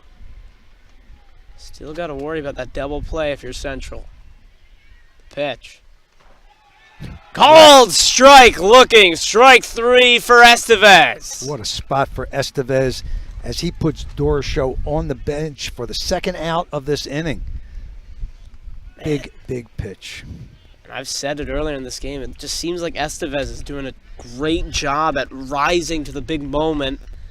He'll give up a single. He'll give up a couple walks, but it's been moments like that all day where he's really stepped up and made his pitch. I don't think he's lost any velocity, and that location was just perfect. Doroshow really didn't have a chance on that pitch. Going to get a courtesy runner, I guess, or maybe a pinch runner. I find that hard to believe. It's a pinch runner. So does that mean Jude Rowland's out of the game? No. So the way it works in high school baseball is because he was a starter, the pinch runner's used up. He cannot play again. The starter can come back in one time. Ah. Each guy who has a starting lineup position is allowed one time out and one time back in. How about it? That's high school, yeah. I went a little bit low and inside. I do my best here. I mean, I do know the rules of the game pretty well, but every now and then, calling a softball game especially, and some different. of these. High school baseball has its own set Right. of rules, yep. It does take some getting used to. Yeah, when you're a first-year coach and you haven't studied it, like, Ken Devaney has probably put the time in, I think, but it can be difficult.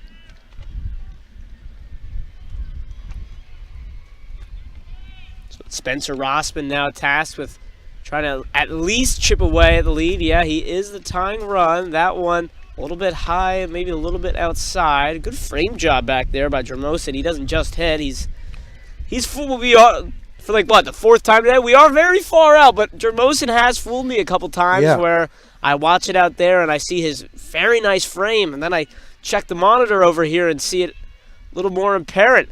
That one smacked down the right side. Waving the runner. Nope, they're not going to go for it.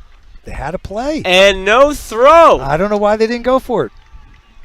So a 4-2 ball game now, as that was Tyler Seidman I don't get that. hustling from second to home, and looks like moving up on that play was Jude Rowland, or no, excuse me, it's the pinch runner who, my apologies, haven't been able to make out who that was who pinch ran, but nonetheless, he's standing now at third, just 90 feet away. First and third. I am a little perplexed as to why the throw from the right fielder was not stronger. That Cedeno and the first baseman was in the proper place for the cut. They just didn't have the urgency to make that play. The tying run now on first, and Daniel Kopish steps up. I think that could cost them here. We'll see. Estevez needing an out in a big way here. That's a nice start. 0-1 on Kopish. They definitely had a play at the plate. Did you see that? I thought was so, surprised. right? Yeah. I didn't think I was imagining that, but No. the throw from right field came in very slowly. That was Cedeno, and Rivas, I guess, Garcia did not have an opportunity to make that relay throw. Out one, call the strike. Back to the low strike zone here, now 0-2. That looked like it hit the ground almost. And the only thing I will say about not going home is you want to prevent the tying run from moving up to scoring position. That would be my only thing in defense. This is true, but that's why you hit the cut in the proper position. Then the catcher makes the decision as to whether the throw comes through or not. He'll tell you where he wants that. But they didn't. The throw from right field wasn't strong enough. It was just a lob. So it was a moot point. 0-2 now. Estevez can get out of danger, and he's got his runner coming home now. He's out. Wow, what great awareness by Estevez. He points to his coach. I think his coach called that one. Beautifully done. Central went for the delayed steal, and Olney was all over it. The nice composure there from Estevez to recognize the delayed steal was coming. So even after he had the runner at first, he stopped, turned around, fired it to home, and got who the pinch runner was, breaking for home. What a fantastic play by David Estevez. We're through 5, and Olney still holding a 2-run lead after that nifty pickoff play. 4-2 your score. We head to the top of the 6th.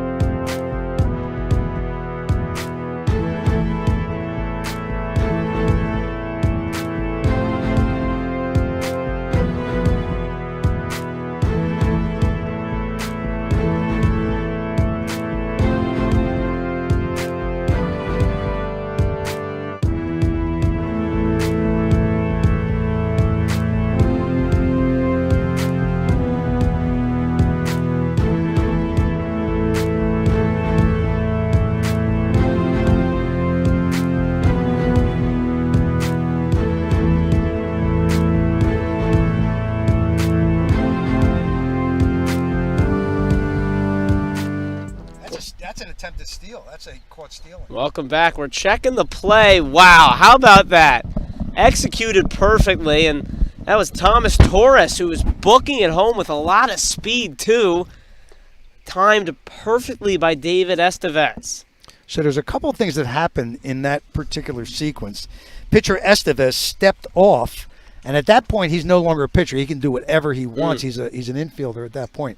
He saw the runner caught between first and second. Now, whether that was a design play by head coach Ken DeVenny or not, I'm not sure, but he went right at him, and then one of his teammates or the coach said, home, home, home. He threw it home, and caught stealing on the double steal was central to end the inning.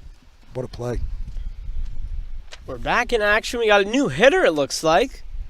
Brahian Garcia looks like he's taking some hacks now for Olney. So he was the guy that was being DH'd for. Yes. So at that point, the DH is lost. So not only is Rivas out of the game at that point, but they cannot use the DH. It doesn't really matter because they've only got 11 players. So they don't have much to work with here. That one's popped up, going to go out of play, and just a big long out. So 1-2. So there's Garcia at the plate for his first at-bat. Garcia, 6 for 27 on the campaign. It's a .222 average. Looking to raise that here, 1-2. And that one hits him. Couldn't have felt good, but he's pretty calm about it and puts his head down, and he'll take his base. It's maybe not how Garcia planned on getting to first, but he'll take it any way he can get it. Stretches out that back. He's a .222 hitter, but he actually has a .417 on base percentage. So Garcia gets on base by any means. Senior aboard on first, and the lineup flips over to Devin Rosa. Of course, on base percentage, more important than batting average. Would you agree? Nowadays. I think so, yeah. Yes. Yeah, it's always, to me, it's always been the most important stat. On base percentage. Although, that one in there, tough call that time for Rosa. It looked like the same type of spot that was just called a ball. I was going to say OPS plus is a stat you hear a lot. It's all the now. rage now. Yeah, try to calculate OPS plus sometime. Just try to calculate that. OPS I can do, but you have OPS the plus is easy there. Because it's just addition. It's the right. on-base percentage plus the slugging percentage. OPS plus is adjusted with various complicated stats, and I don't know how it works. But, oh, look at this ball.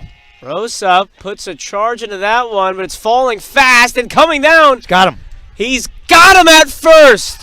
What a great play by Spencer Rossman. He takes his hat off and screams. Beautifully done. Spencer Rossman called for the ball, as a center fielder is entitled to do. Beautifully done, and then makes the throw to first base on a double play. We've seen Spencer Rossman have his impact on this game in ways that you don't typically think. He's made some great base running decisions. He's been dynamite out here in the field. No play better than that one. Talk about leading your outfield as a center fielder. What a double play. And so quickly, Look at this shot. a leadoff base runner. And Misplayed this one it. over the left fielder. Misplayed it. Just barely nicks off his glove. Rounding first is Lopez. He'll hold up at second with a stand-up double. And, man, I mean, talk about that play at center field from Rossman. Even more important now. Way more important now. It really, really helped keep both of those runners off base. That is, Rosa and Garcia. Shut them both down. 2 outs, and that ball should have been caught, which is what I was trying to lead up to. You know what happened on that? First step in. That is correct. That's exactly what happened on that. Let's see here. Okay, so yeah, that ball, that we don't have a replay on that, right? Do we have that? I don't think we do, but 2 steps in, and once he took those 2 steps in, he was dead meat out in left field there and could not make the play. Is that Luke Muir out there in left field now? I think. I have a listed start of the game as Tyler Seidman. Not sure. Whoever it was, a slight mistake. Always take, on a line drive that's hit right at you, always take that first step back and then make your decision after that. That's how that ball should be played. It's very difficult to do, and I think you probably would agree with me. It's one of the hardest plays in baseball. The line drive that's hit directly at an outfielder, not to his left, not to his right, but right down the middle, and you don't know whether you're going to have to come in or go back. So you should take that step back and then make that decision. That's how it should be done. And we did have an intentional walk during that. Edwin Hernandez gets a free pass to first, and pitching to James Jermosin. Interesting decision here. That one in there. Looked a bit outside from out here. That is an interesting decision. 2 outs. They're going for the force at any base, but Jermosin is a very solid hitter. 0-1. Curveball. Thought it came back in the zone, but maybe a makeup call that time. Nonetheless, 1-1. Jermosin trying to pad this 2-run lead. Good cut on that one. It goes right back. So frustrating for a hitter when that ball goes right back. It just missed it. Jermosin trying to add some insurance in the form of Lopez out at second. Edwin Hernandez out there on first. That line drive double play looking very big right now. The pitch. Popped up. Should be handled. Drifting out and squeezing it is Daniel Kopish in Central, able to get out of the inning unscathed, much with the help of Spencer Rossman's great double play in center field. We're through 5.5. We head to the bottom of the 6th. 6 more outs remaining for Central if they want to come back and be back-to-back champs here in the Public League. We're on SFBN. We'll step aside for a brief moment. On the other side, bottom of the 6th for Central.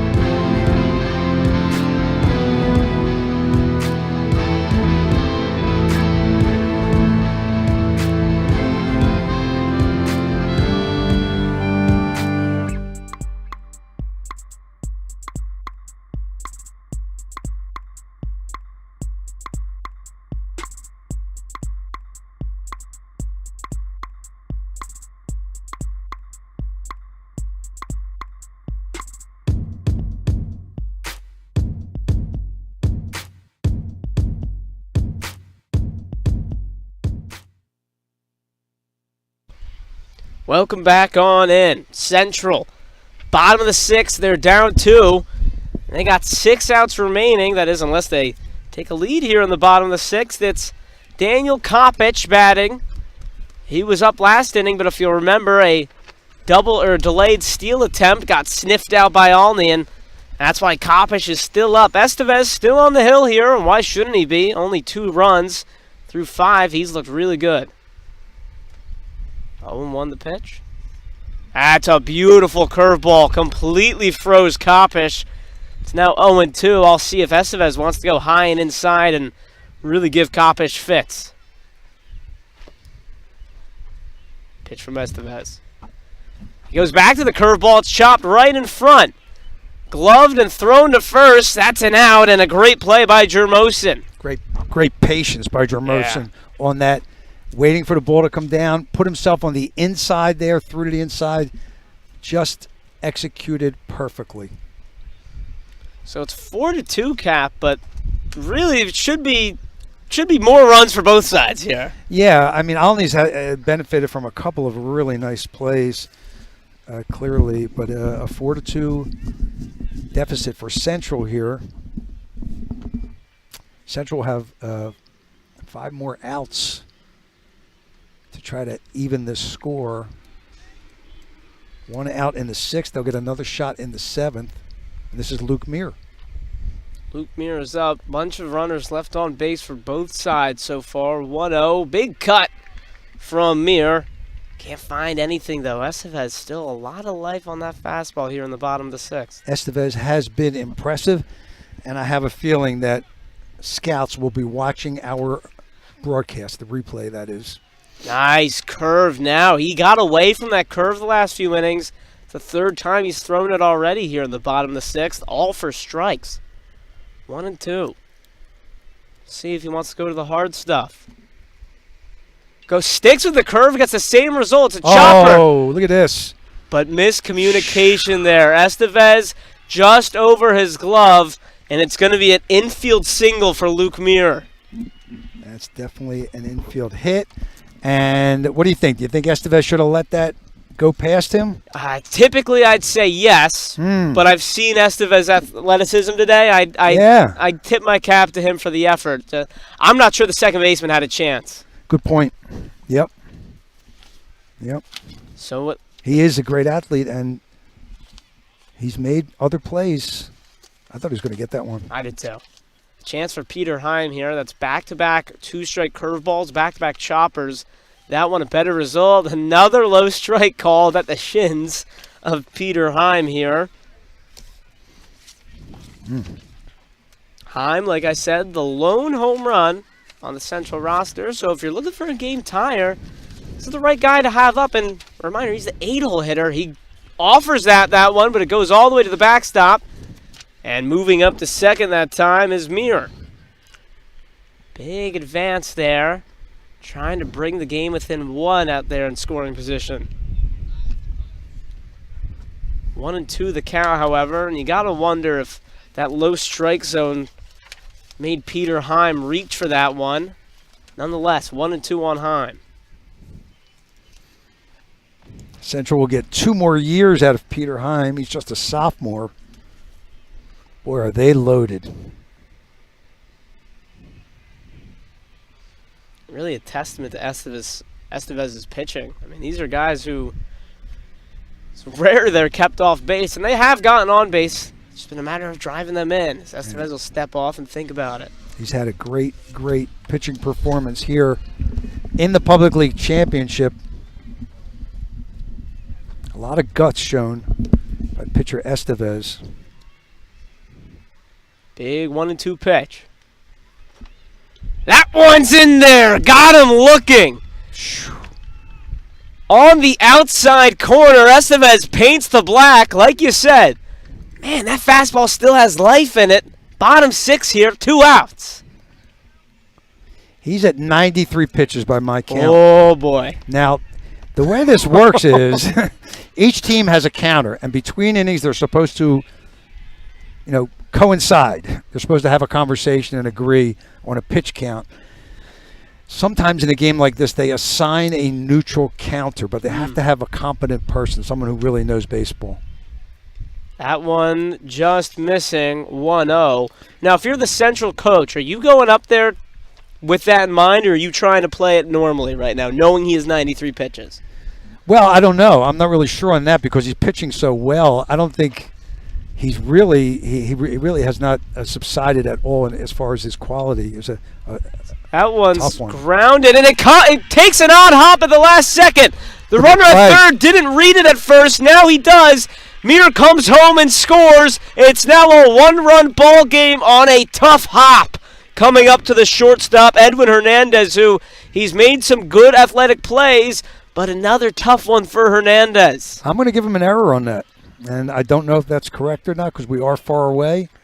But I think the error, because the ball went off his glove and then the run scored, possibly a hit and an error, but let's see if we can see it. Let's check it. I think it took a tough hop there. You see the Muir at third ran back to third originally. He didn't see it, but it was rolling so slowly that it didn't matter. He scored easily.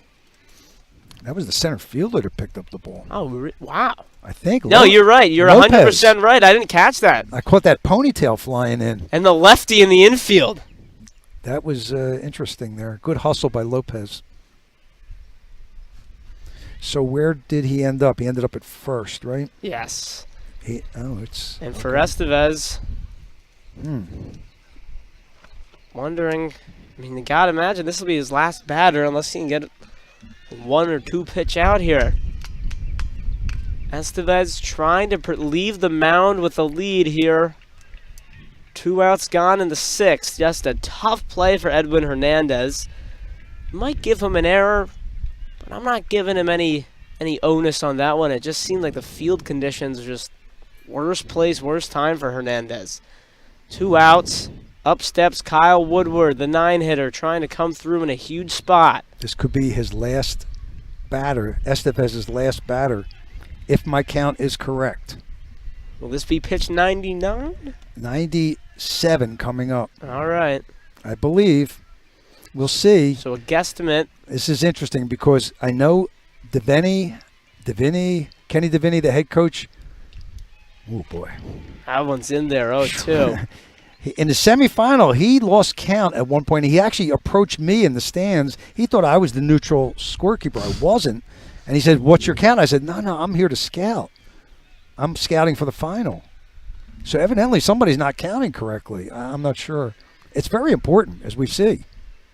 Well, we're not quite there yet. That's well Contact made. It's well. popped up to outfield. Who wants it? The right fielder gets it that time. It was Keniel Cedeno. And for the time being, still holding on to a 4-3 lead are the Olney Trojans. We head into what could be, very well could not be, but what could be the final frame here in the Public League Championship. Olney barely holding on 4-3. They'll try to get some insurance before they look to close it out. SFBN broadcast will be right back.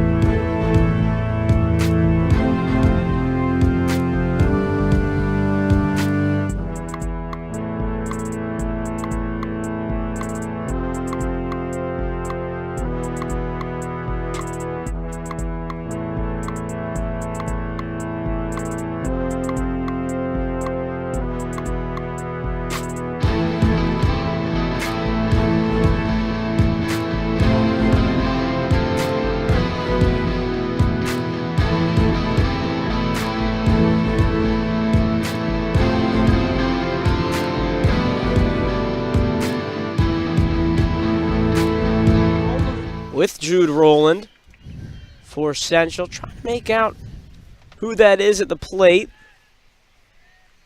Is that Estevez up? Should be. It has to be, yeah. Popped up sky high. The second baseman, Melendez, dropped drops the ball. Unbelievable. And a great break for Olney. Go ahead. I just don't understand, unless there was a gust of wind, how you could not position your body under that ball. I'm not trying to get on the kid's case, but that ball has to be caught. It's got to be caught. Yeah, tough break there. Felix Melendez, who isn't hitting. He's in the game for his defense. And that one was just sky high. I mean, you see it every now and then, reminiscent of It's got to be caught. infamous the Luis Castillo drop, if you remember all those years back. Sure. It's just sometimes I think it gets up high in the air and tough to read. It's a matter of getting your body, use your footwork, get your body under the ball so that when you catch the ball, it's a basket. It's a pop-up. It's a pop-up. It should be caught. And now 2-0 here. A big I mean, that could be a huge difference in the game should Estevez come around to score here. It's one run to 2 runs, and especially they should use. Well, they don't have a courtesy runner. That's right. Yeah, they're kind of forgot about that. They're kind of out of guys, but normally you would see a courtesy runner for him in high school baseball. But with Estevez, he's got 1 batter left, barring a 1 pitch at bat, based on. Oof, that one On just my missing there. stats, yeah. We'll see what they go with here. They don't care what I have. So this run could be huge. Definitely want to get some insurance if you're the Trojans. 3-0 the count. That one right in there, taking all the way that time was Villanez. You know, they say it's tough to play when it's 95 degrees. Try being the umpire back there when you're 60 years old in all that gear and it's 95 degrees. Seriously, right? Good fight here from Jude Rowland after going down 3-0. Works it back to full. Wonder if they want to send Estevez in motion at all. He's not running. The pitch swung on and missed. Big strikeout from Jude Rowland. And after going down 3-0, battles all the way back to get the strikeout there. And that is the first out of the inning. Down goes Villanez, his second K of the game. He is officially 1 for 4. So that'll bring up Kenil Cedeno. Cedeno has a walk, a strikeout, and a ground out. Took a big cut there on the first pitch. He looked on it, but Scored a run earlier. Couldn't quite make out if he was ahead, behind, or just missed that one. Another big cut. He's now down 0-2. Rowland doing his part to work out of this unfortunate base runner for Central to start the inning. 0-2.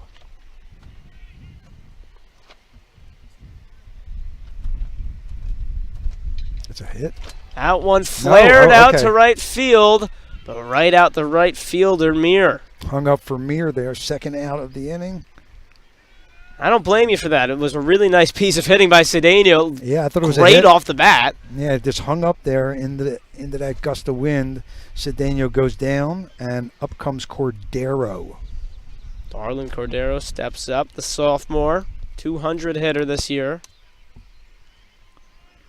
Slugging just 240. I was checking that because it would be a great, that one just outside, it'd be a great time for some power. Really want to bring Estevez around to score. It'll be a nervous bottom of the 7th here for both sides. That one sprayed the other way, but foul. Cordero had a walk in the second inning, ran a deep count, ran another deep count in the 4th, got a hit, scored a run, and then grounded out 6-3 shortstop to first base in the 5th inning. This is his 4th at-bat, and he is 1 for 2 in the game. Cordero trying to keep his good day alive. 1-1. Pitch. Same spot. Got a good piece of it, but that one far outside. Just too late on it is Cordero.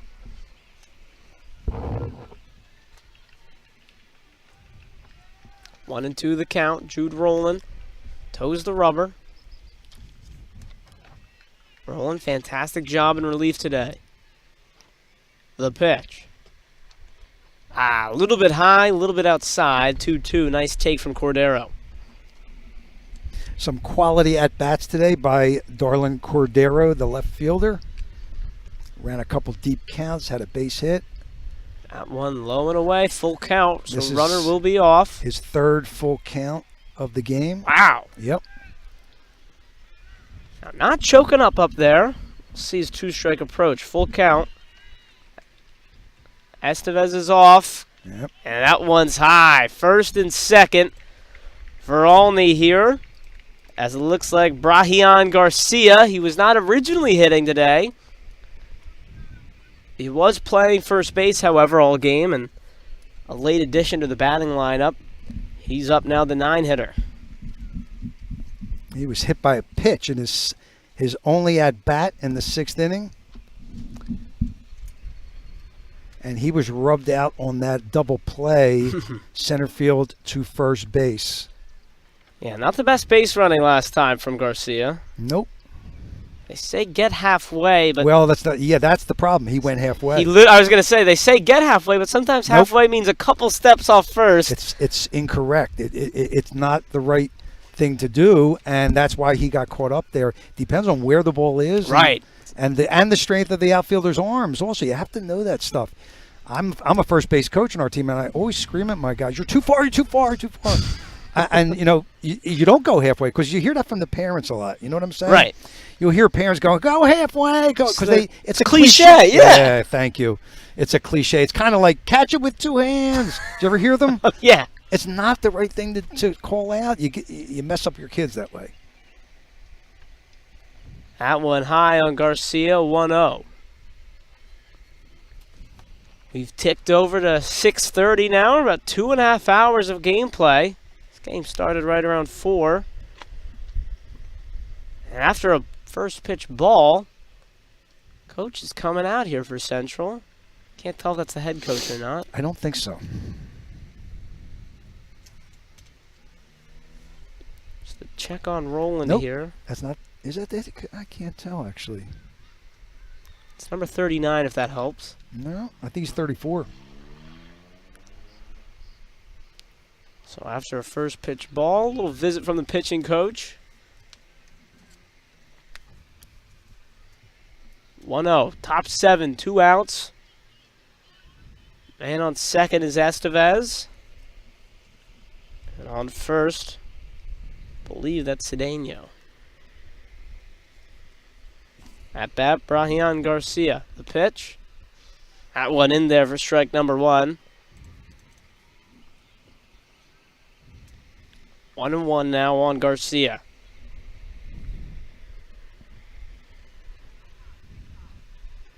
That one tried to go front door, but not getting that one. 2-1.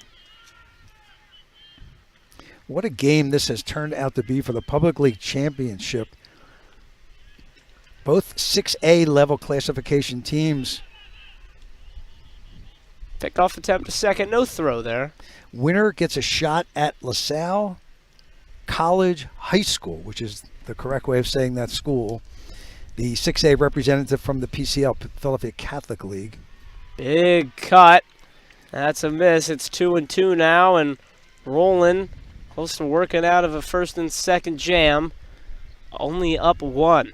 And by the way, even though Bonner Prendy is the Catholic League champion, the 6A champion quite often. That one smacked into left field. Misplayed. And it's misplayed in left field. Estevez will score, and there's that insurance run that Olney so desperately needed. So with 2 outs, Brahian Garcia, an unlikely hero, 222 hitter on the year. That's just his 5th RBI, and I'll go ahead and say no RBI nearly as big as that one. Olney up 2 now, and they're still threatening. Runners on first and second. The lineup turns over for Devon Rosa.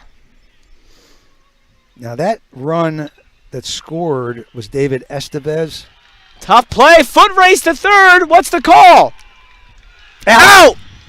He's out of third. Oh my goodness. Man, I wish I could have seen that a little bit better. Do we have a replay, Mr. Producer? Oh man, now you can see it right there. The third base coach is not too pleased with That's his the head coach too. That's the head coach over there, and I understand why. Darlin Cordero paused. The coach is saying there's runners on first and second. Why are you pausing? You got to get here as soon as you can get here, because that run could be the difference between winning and losing the championship. We'll watch it again. Here it is. So, here's Cordero. You see the pause there by Cordero. And I actually think he ran over the bag. Not a good slide, and it looks like you're right. Looks like he went over the bag, he stumbled, and was tagged out subsequent to the play. We're going to keep it here in between innings. It's only the championship on the line. Wow. Yeah, really. 5-3. Olney holding a 2-run advantage off that Brahian Garcia insurance single with 2 outs there. A very costly error that time on the base path for Olney, but nonetheless they still hold a 2-run lead. Cap, what are those left on base numbers looking like today? So we had 8 prior to that inning for Olney, and Let's see, 1. So that's 9 for Olney, and I believe it was, let's see, and 7 for Central left on base. How about that? That's a lot. That's a lot, yeah. 16 total players left on base through. And reminder, this is not a 9-inning game, folks. This is a 7-inning game, and we still got 16 runners left on base. Both teams, whoever loses this game will be kicking themselves for not being able to drive them in. But here it is, ladies and gents. The championship on the line. Estevez is out here for the final inning, but based on Caps count, you can only face one batter, barring a one-pitch at-bat, of course. Again, folks, my count is unofficial. Totally unofficial. Going back to that last inning, I think the official score has taken the RBI away from Brahim Garcia. A hit, and an error. Oh, man. Official score, harsh. Maybe. The unofficial score. Here we go. Nonetheless, great hit by Garcia to make sure that play happened. Here we go, folks. Public League glory on the line. Bottom 7. Estevez is out there. Stepping up, I believe that's Luke Muir. First one, high and tight. And excuse me, that's not Luke Muir. That is Tyler Seidman. My apologies. The 1-6 looked like a 1-5 from out here, but checking that on the monitor, it's Tyler Seidman. So, with that pitch, unofficially, Estevez, this will be his 100th, correct? 100th pitch. So, 2-0. And you want to know something? That's a lot at any level. Yeah. We talked on the break about how the pitch count came in 2017, and prior to that, a lot of coaches really did wear their pitchers out. Mm-hmm. And that's why the rule came into effect. 3 balls. 3-0. Definitely not how you want to close out what's been a fantastic day. Yeah, but that insurance run last inning looming large right now. So once Estevez is forced to be removed from this game, I got to imagine Edwin Hernandez. I'm guessing Hernandez, but we shall see. Would be the next best option here. And we'll see if they're counting down there. Long delay. Just speculating maybe there's a delay because the coaches wanted to ensure that was pitch 100. That one in there, however, pitch 101, much nicer. 3-1. Seidman should get a ball down the middle here, I'm thinking. The pitch. That one in there, strike 2. You were right about that. Full count here. We'll see what Estevez has left in the tank. So far, he has been just almost spectacular. Especially in moments like this. Full count, the payoff pitch. Deep breath, into the windup. The pitch. That one's grounded towards second. Bobbled, thrown to first. That one goes over the first baseman, out of play. And Seidman will take second. How about that? Yeah, it gets out of play. Dead ball. It was ruled a dead ball. The umpire at first put his hands up very clearly. That's Joe Lieberman at first base. Here's the play.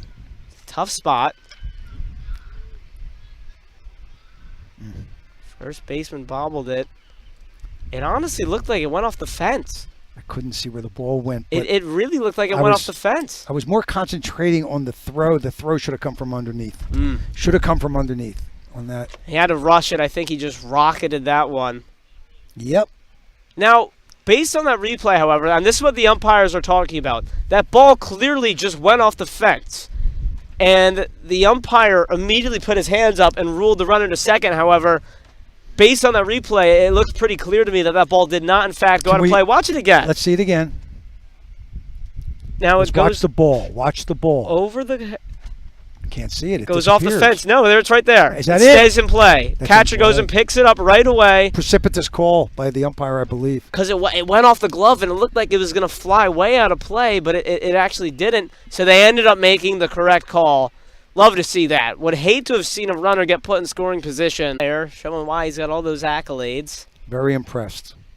I'm wondering if he'll take over at shortstop, him being the utility player that he is. I believe that is him out there. And the lack of players on the bench. Yeah, right. Yeah, when he gave me that lineup and roster card, I just looked and I said, "Sure, one sub." I didn't want to ask Because sometimes, you don't know what it could be. Injuries, Sure. it could be academic, it could be Personal matters. discipline. It could Anything. be maybe the family had to go somewhere. Who knows? But All right, so Seidman is at first. Cap, I know you're not too happy with that call. I'd like to have an explanation from Matt. Look at this now. Chappie's calling timeout. Chappie is see him on your screen there? He's the second base umpire. He's the most experienced, most advanced of this crew. He's done Division I college baseball. Not sure what's going on over there. Looks like there's something with the central dugout. Maybe. I don't know how you put him back at first. I'm trying to think this out. Well, we're back in action. It's Jude Rowland. He's been pitching extremely well in relief for Central. Now he's tasked to hit. Runner on first. First one in there from Edwin Hernandez. Good first test. I guess good first sample we have of Hernandez in this game. 0-1. Yeah, we got that second pitcher right in both cases. McElhatton and Hernandez. Swing and a miss. 0-2. A healthy cut from Rowland. 3 outs away from a public league championship are the Trojans. 3 outs could be an eternity. Let's see. Hernandez buckling down. 0-2. And we got time. Long pause there. Nerves rising even more. Rowland looks over to his third base coach who just puts his arms out. It's a sign for, hey, when you look at me, just get on base, man. This is it. You're the tying run. Hernandez is set. The pitch. Swing and a miss! Got him outside! 1 down here in the bottom of the 7th. Hernandez comes on in relief, and that's a picture-perfect start for the Olney Trojans. A virtually unhittable pitch there from Hernandez. Did that have any movement on it, do you think? I wasn't sure. I think it did. I think it started just off the plate and ended up unhittable. Yeah, that was a great pitch from Hernandez. Had some life on it, too. I know I couldn't hit it. He's so far looked pretty good. Makes both of us. Now it's Dora Show up. That one just missing. Dora Show, like I said, slugging percentage right around that 400 mark, a 435 on base percentage, but a 340 batting average. Dora Show really can swing it. 0 for 3 today with 2 Ks. So maybe Dora Show due here, and now a good spot. Down 2-0, tying run.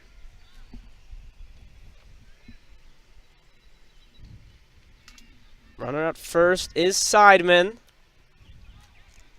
He will not steal here. Just need base runners right now. 2-0 pitch. Thought about swinging, but it's a strike nonetheless, and maybe one Dora Show wishes he had back. 2-1. Trojans need a double play. That one in there, 2-2. To end this. And the Lancers are 2 runs down and hanging on.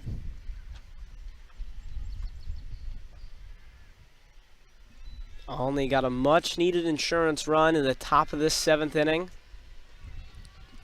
Making it all attention here on the batter. You can forget about Seidman at first. 2-2. The pitch. That one fouled away. Nice job to stay alive by Dora Show.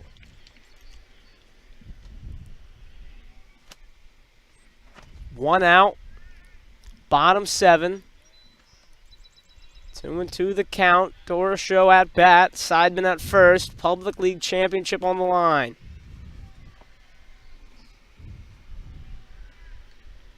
Edwin Hernandez with the pitch. That one just low, and the way the strike zone's been today, had to pause on that one before making a definitive ball or strike call here. Its count is now full. I think that was the right call there, a full count. Agreed. Yep. Dora Show with his opportunity. Payoff pitch. That one high. And the tying run is now on base. The winning run comes to the plate in the form of Spencer Rossman, who, if you'll remember, made a beautiful double play out here in center field just a couple innings ago. A catch on a line drive and then double the runner off of first. Very smartly, he steps to the plate with one out in this bottom of the 7th. Wonder if there's any thoughts of bunting. I mean, I don't think so. it would give up a very crucial out here, but it would move the tying run into scoring position here. Rossman, from what I've been able to see, he does got pretty good wheels, and 21 of 22 stolen bases. A double play might be tough here for Olney. Koppisch on deck.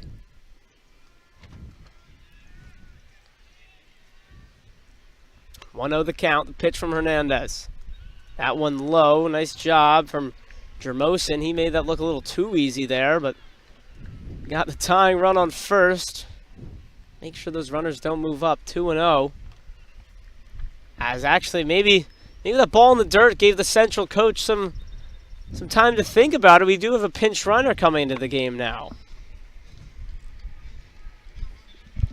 Can't make out who that is who just came in to pinch run. I'm getting shielded over here by the first baseman. I'll get that to you when I can see it. 2-0. Huge pitch from Hernandez.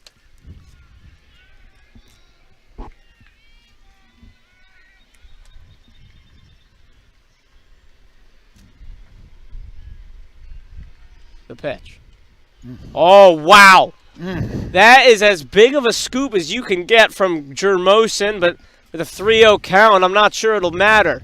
Backhand, too. Whew. Oh, baby. And that hit the dirt. Yeah, I mean, I think if you're a coach, He's a real catcher. you might want Jermosin to slide the whole body next time Maybe. and block it, but if he makes it work, Well, on you'll that shut up. on that particular play, it would have been tough to get the body over, but you're right. That is the correct mechanic on that, is the right procedure. But that ball was fast, and it hit the ground fast. 3-0. Maybe nerves getting to Hernandez a little bit. It's hard to blame him. This is as big of a spot as you can get. 3-0. What an ending to this public league season. Championship on the line here. A winning run at the plate. 3-0 the count to Rossman. The pitch. Just inside, and the bases are full. One out, bottom 7th, and Daniel Koppisch, who is currently in line for a loss, he can erase that with one swing of the bat. The whole infield will come in. We'll get a meeting at the mound. I do believe I see Coach Gonzalez Perdomo stepping out to the mound. It's going to be a discussion. I don't think he will replace his pitcher. Like you said, Cap, it's just maybe he would replace his pitcher. Hernandez having a hard time finding the zone that time. There's just not that many bodies on the roster. No, he's got Rosa. Rosa can throw. Devin Rosa, number 13. I have him as a sophomore. He might be a freshman. I've got Rosa as a freshman over Could be a here. freshman. He also has an 11.46 ERA this year. Yeah, I would stick with Hernandez. Lopez also, he's tossed 13 innings, but an ERA above 11 as well. So Hernandez, really your only guy. I think it's going to be his game to win, lose, or who knows if we get extras here. Tying run at second, winning run at first, and it's up to Daniel Koppisch. He started this game on the hill. He since took over duties at shortstop. For right now, he's just a man at bat. Out of the windup, the pitch. That one in there. Perfect pitch for a strike. 0-1. Looked like Koppisch was taking all the way there. So working out of the windup here, if you're trying to shuffle through my sheet here, as it was a late insert over there, but nonetheless, is that one. Wow! Strike called. Koppisch whips his head over to the dugout almost to say, did you see that? That's a strike and a big one, 0-2. Might have caught the knees there, but it was close. 0-2 the pitch. Ooh. Similar spot, this time a ball. Very similar spot. You saw Koppisch diving at it, but he held up. I tell you, I don't know how Koppisch held up on that one. I would have swung. I think I would too. That's some discipline right there. Not choking up his Kopish. He's a strong guy. Yes, he Don't know is. if he needs to. 1-2. The pitch. Hit him. It hits him!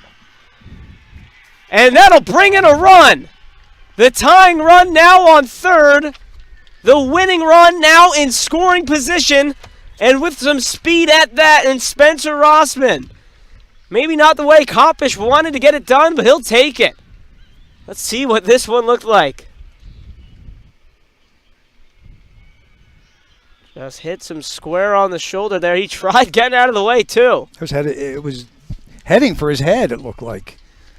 So it's Glacier. It's Elijah Glacier. He's the tying run at third.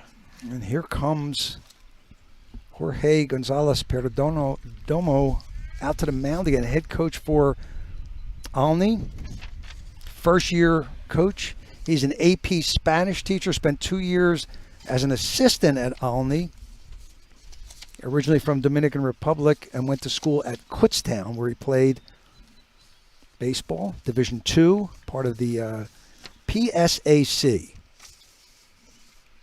State school system, Division II, good baseball. Let's see what he does here. He's going to switch pitchers,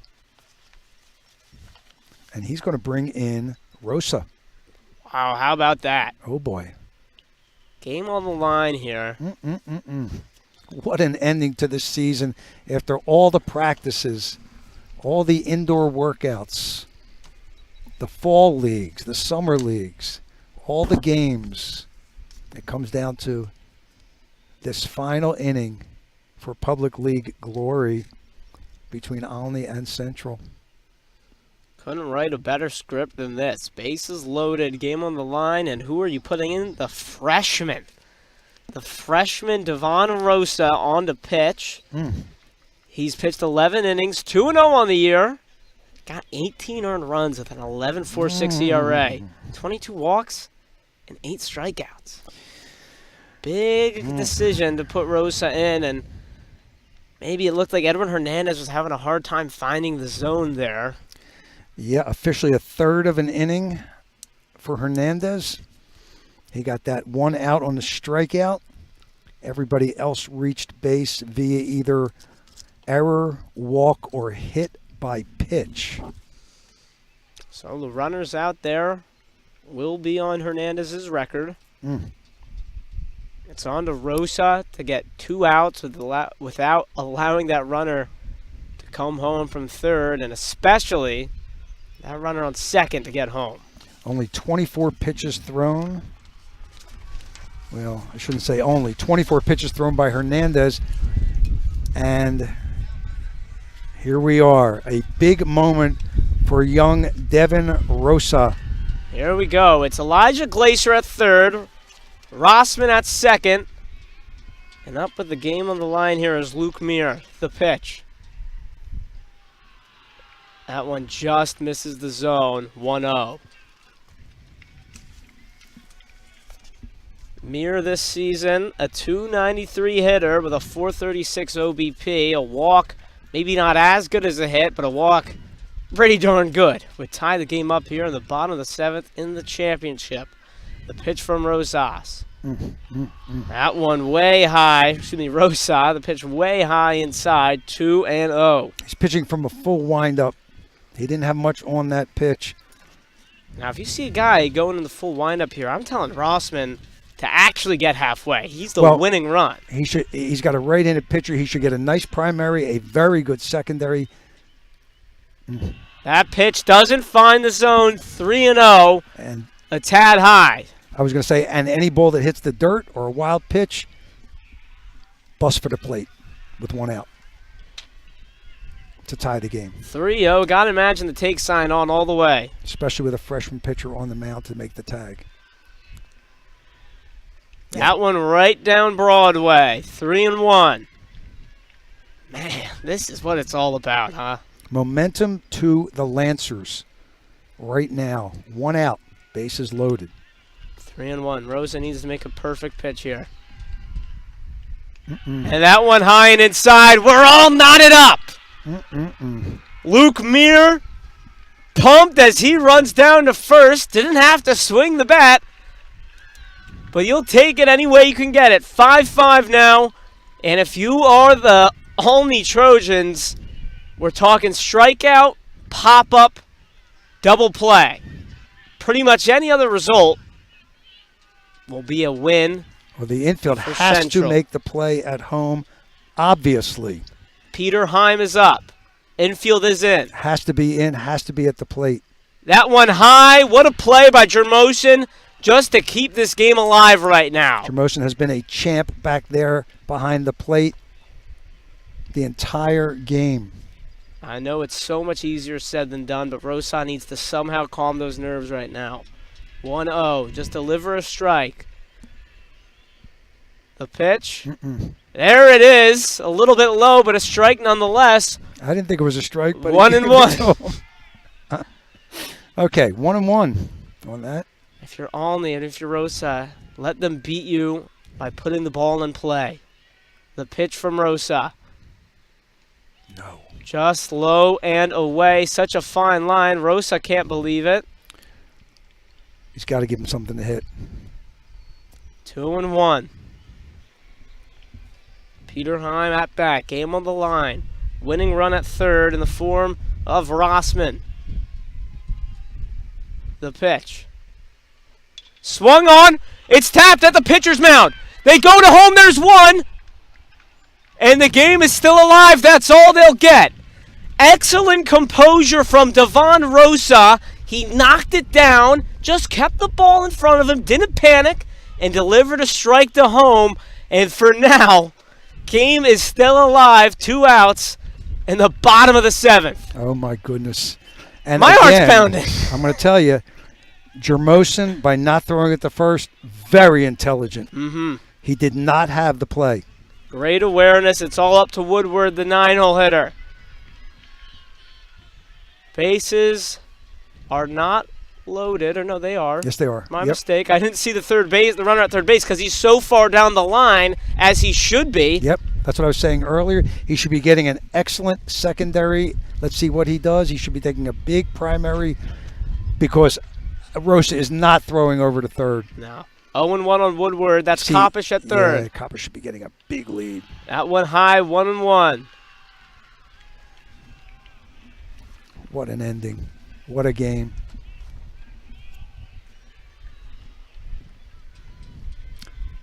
Will the lack of pitching depth hurt the Lancers here? 1-1. Rosa with the pitch. Got it. In there, 1-2.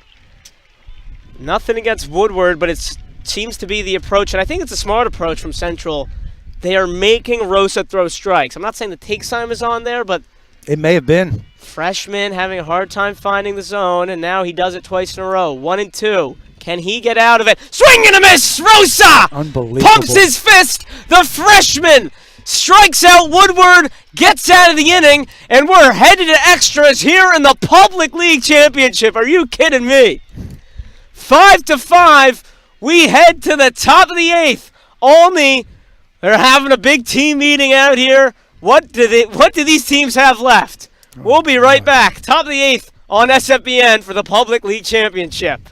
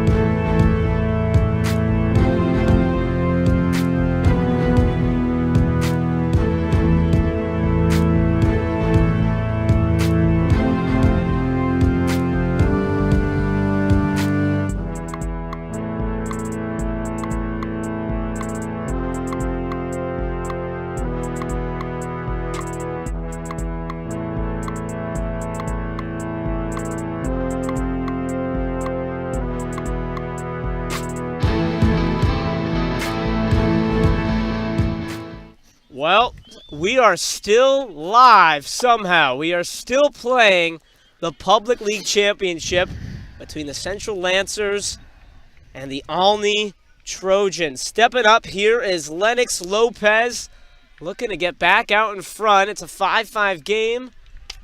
Man, oh man, bases were loaded last inning. But is this Rosa or Lopez? This is Lopez. I can tell by the hair. Okay, all right. That one's in there, 1-1.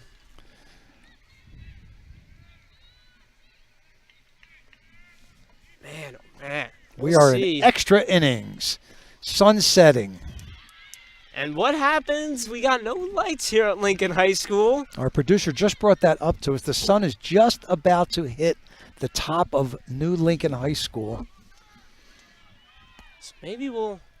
That one's in there. Strike 3 called, looking. Lopez not too pleased with himself on that one. And meanwhile, we've been talking a lot about David Estevez. You really got to tip your hat to Jude Rowland today. He's come on in relief. I don't believe he's allowed a single run.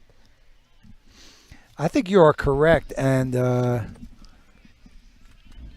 it's just one out now in this 8th inning. I was looking at something else. Sorry, I got caught off guard there.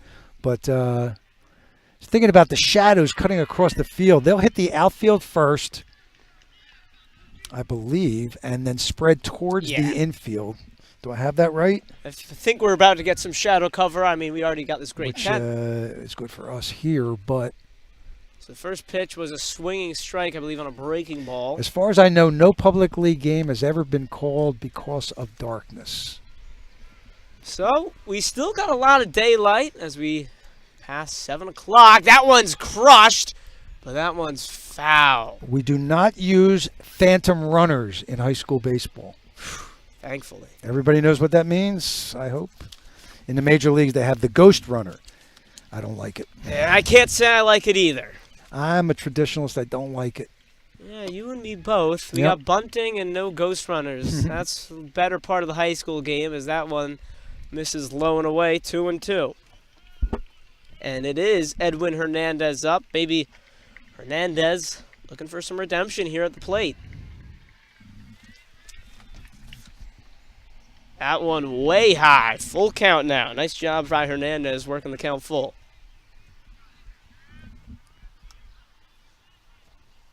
Rowland. Well, he didn't get the start today. They went with Kopish. He was 2.65 ERA for Kopish. Rowland, actually a better ERA, 1.94, but with 10 less innings coming to this one. The pitch, swung on, hit pretty well, right field, out of play, foul. It looks like Luke Muir is motioning towards his dugout. I think the dugout shifted Luke Muir farther to his left based on that foul ball. Still full count. We'll do it again. Oh, almost swung. Nice discipline there. And Hernandez works out a walk. Go-ahead runner is aboard now for the Trojans. That'll bring up James Jermosin. Jermosin, fantastic game. I believe just 1 RBI at the plate, but he's done behind the dish today. Now, it's not definitive that he saved a run, but he has really stopped some key base runners from moving up 90 feet on some high pitches in the dirt. Not sure what the stoppage is here. Something at first base. There's a discussion. Not first base, towards the dugout.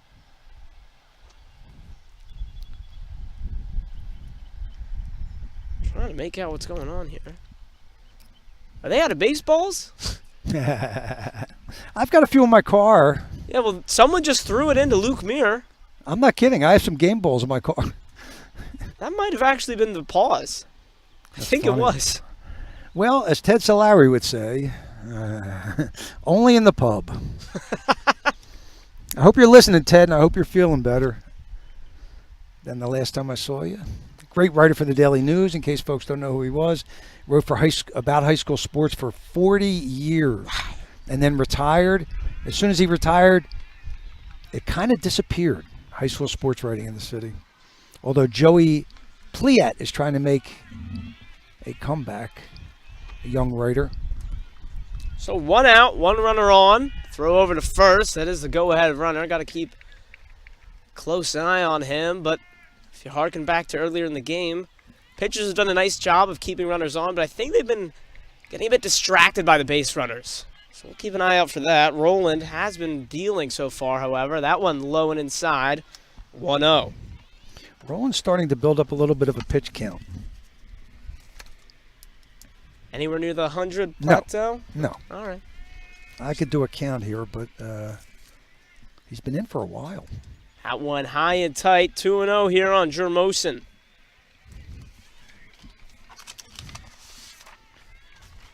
For Jermosin here, numbers just star-studded. 464 average, 13 hits on 28 at-bats this year, 21 RBIs in 13 games, 23 runs in 13 games. Has one of 2 home runs for this Olney team.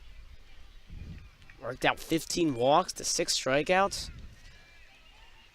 And an .821 slugging percentage. This guy does it all. That one in there for a strike. Roland needed that one. And, of course, Jermosin, 13 for 13, swiping back. I mean, absolute 5-tool player. A junior for Olney.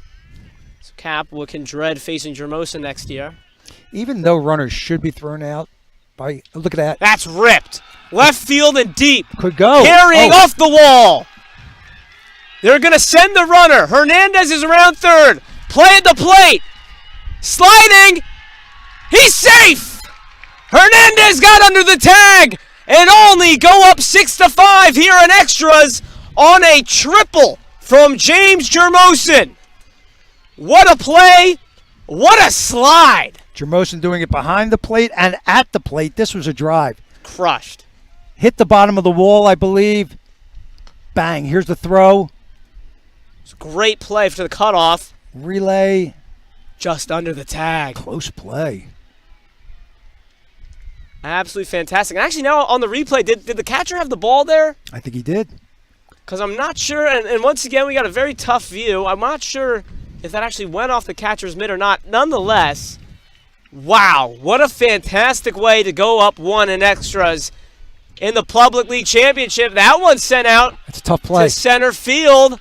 Rossman's got it, tagging up from third, and it won't be close. What an effort on that catch and throw by Rossman, but had no chance. No. Had no chance on the tag up. He gave it everything he had. His throw was on line, but it never even came close. 2 runs for Olney. Wow, what a sequence right there. That's just good baseball. That's good situational baseball. Sack fly. By David Estevez, just getting under it, sending it just deep enough. And it's a 2-run advantage for Olney here in the top of the 8th. So Jermosin hits the triple, and like I said before his at-bat, 13 stolen bases, booked it down. This one's crushed. Left field, it could go. That ball's off the wall. Oh. It'll be a stand-up double. And where has this hitting been all day for Olney? All of a sudden, an absolute barrage of power here in extras. That one from Joshua Villanez. Let's check it out again. I believe low and inside. I thought that one had a chance to go. Oh, that was right down the middle. Look at this. I'm with you. That one, it was like the same exact bounce, too. As the triple, yeah. Something about that one looked like it was going farther, though. I was with you. I thought that was out. I thought it was leaving, yeah. A huge cut this time from Cedeno. He wants in on the power parade. But a big cut, and that's strike number 1. So Olney maybe not done yet. This is Cedeno at the plate. Cedeno at the plate. Villanez is at second. He just hit that double. Absolutely smoked. And all of a sudden, as you said, Olney is cracking the baseball. Is rolling out of gas. I was wondering the same thing. And admittedly, we were going to count his pitches. Let me see if I can give that a shot. It'll take a minute or two.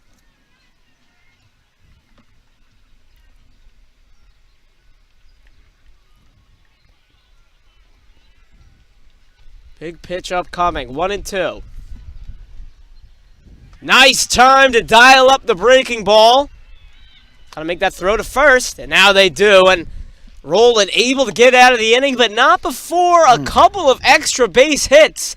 Olney takes this game to a 2-run lead. 7-5 they lead it. on the backs of James Ramos, and he tripled and then scored on a sac fly. 7-5. Central finds themselves backs against the wall. They've been here before, down 2, heading to the bottom of the 8th. We'll be right back here on SFBN.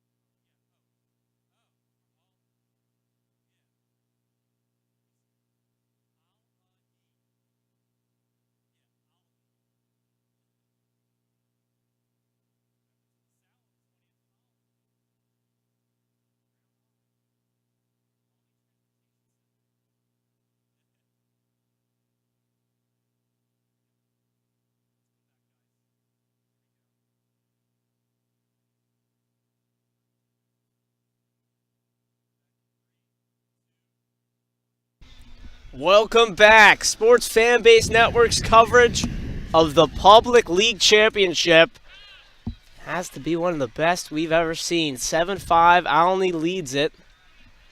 Rosa still on the hill, and it's the top of the order. Eden Crosby for Central to try to start some offense. That one little high, little inside, 1-0. Rosa, a young-looking freshman. He looks like he's about 14 years old. Look at him there. He might be 14. He might be 14 years old. Wow, what a spot for him. 1-1. He might be, yeah. He's a 9th grader. That's crazy. That's a gutsy 9th grader, folks. That one popped up. Is there a play? Rosa runs over. Who's got it? It's an out nonetheless. I think the third baseman grabbed that. They were fighting over it. That's a third baseman's ball. Yeah, he was telling. Rosa, like I said, hasn't pitched too much this year. Just 11 innings pitched. Let's watch that again. Yeah. Look how small he is there. Look at that. And he's saying, "That's my ball. That's my ball." Pitcher doesn't catch pop-ups like that. Rosa his natural position is third base. Uh-huh. So he saw that ball over there and his instinct, but legitimate gripe that time from Joshua Villanez. Nonetheless, no harm, no foul. 1 out, and that's a huge out. It is a big out. Sideman now up, first pitch in there. Maybe the nerves, look, I can't imagine the nerves have gone, but for Rosa, does seem like he's settling in a bit now. That's a big first pitch strike. Popped up. Out of play. Out of play. 0-2, however, on Tyler Sideman. Sideman this year, 8 strikeouts. So not a guy who strikes out a lot. Ran a deep count last inning. Got on by error. Has scored 2 runs. Huge pitch. 0-2 from Rosa. The pitch swung on, pulled. Should be caught. Who's calling for it? And that's a nice catch there. Well, catch was easy. Nice job to take control of the outfield there by Lopez. Lopez very casual, and that's why he's your center fielder, folks. Made that look easy. Absolutely, and that was tough. It was right and left center. Either player could have made a play on it, and center fielder taking charge of the outfield there. 2 down, 7-5. You know, something we did not mention, the sun, we said, is setting behind our back. We're in right center field. I wonder if it's in the batter's eyes. I didn't even think about that. It probably could be is. tough. You see, look at his face. His face is half sun, half shadow. So it's Jude Rowland. He's in line for a loss as things stand. Last chance here for the Lancers. Championship on the line. Rosa is one out away from getting the win of the Public League Championship. 1-0. The pitch to Rowland. Swung on, popped up. This could do it. Who wants it? Rosa's got it. Look at this. And Rosa will throw the gloves up, and we've got a mob out at the pitcher's mound. There's your Public League champions. There's a back handspring from Lennox Lopez. And why not? Olney, Public League 2022 champions. And how about that? The 9th grader Rosa, improbable, finishes the job for the Trojans. How about that? I got to say, this is one to remember for the young freshman and the entire Olney team. The Trojans came in here and beat the defending champion Lancers. They are your 2022 Public League champions. Man, couldn't have asked for a better game today. Now, Cap, putting you on the spot here, is it safe to say James Jermosin would earn Player of the Game awards here? You could give it to a few guys today. I'm tempted to go with the freshman almost, but Wow. Jermosin held this team together and is solid as a rock, and I'll give my vote there also. That freshman, though, deserves some accolades. Rosa, with the final several outs there, catches the pop-up, almost knocked his own third baseman over Villanez on the other pop-up. Very, very excited and energetic young freshman, and he gets the win. Wow, what a tremendous game. What a tremendous season here. And a pleasure to call this game is an absolute understatement. Wow, yeah. Had an absolute blast calling this extra inning contest here in Abraham Lincoln High School. It's Olney. The Olney Trojans knock off the reigning champs Central. They win it by a score of 7-5. It's Josh Safran. I've been doing play-by-play alongside Cap in the color commentator booth.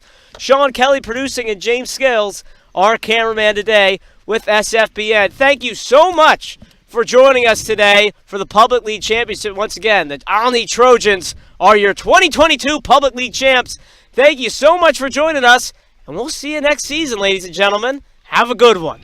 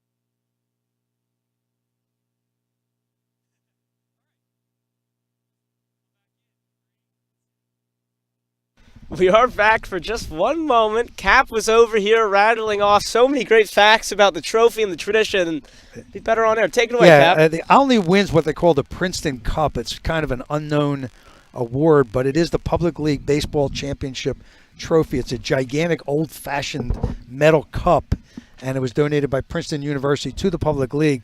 The Public League goes back as an organized league from 1920. But even prior to that, in 1908, the teams were playing against each other in a less formal way. It was even being covered by the newspapers. And if you go back 20 years prior to that, back when there was just a couple of schools, they were playing each other. So this Public League goes back well over 100 years. They'll get their names etched on the side of that trophy. That's sweet. And Olney will get the opportunity to play LaSalle College High School on a date to be determined. I don't think it's going to be this Thursday, but it might be. We're not really sure on that. It's the 6A championship. Both teams go to the state playoffs, first round of the state playoffs, seeded as District 12 seed number 1 and District 12 seed number 2. So that's our postscript on this tremendous game. We'll leave the visuals on for you, and we'll say goodnight once again. Josh, you want to sign us off? Absolutely. Once again, thank you so much for joining us here on SFBN. Enjoy it. Lord Princeton's Cup, if you will, unlike the Stanley Cup. It's Olney's for tonight and for the next year. For SFBN, it's Josh Saffron signing off once again. Have a great night, everybody.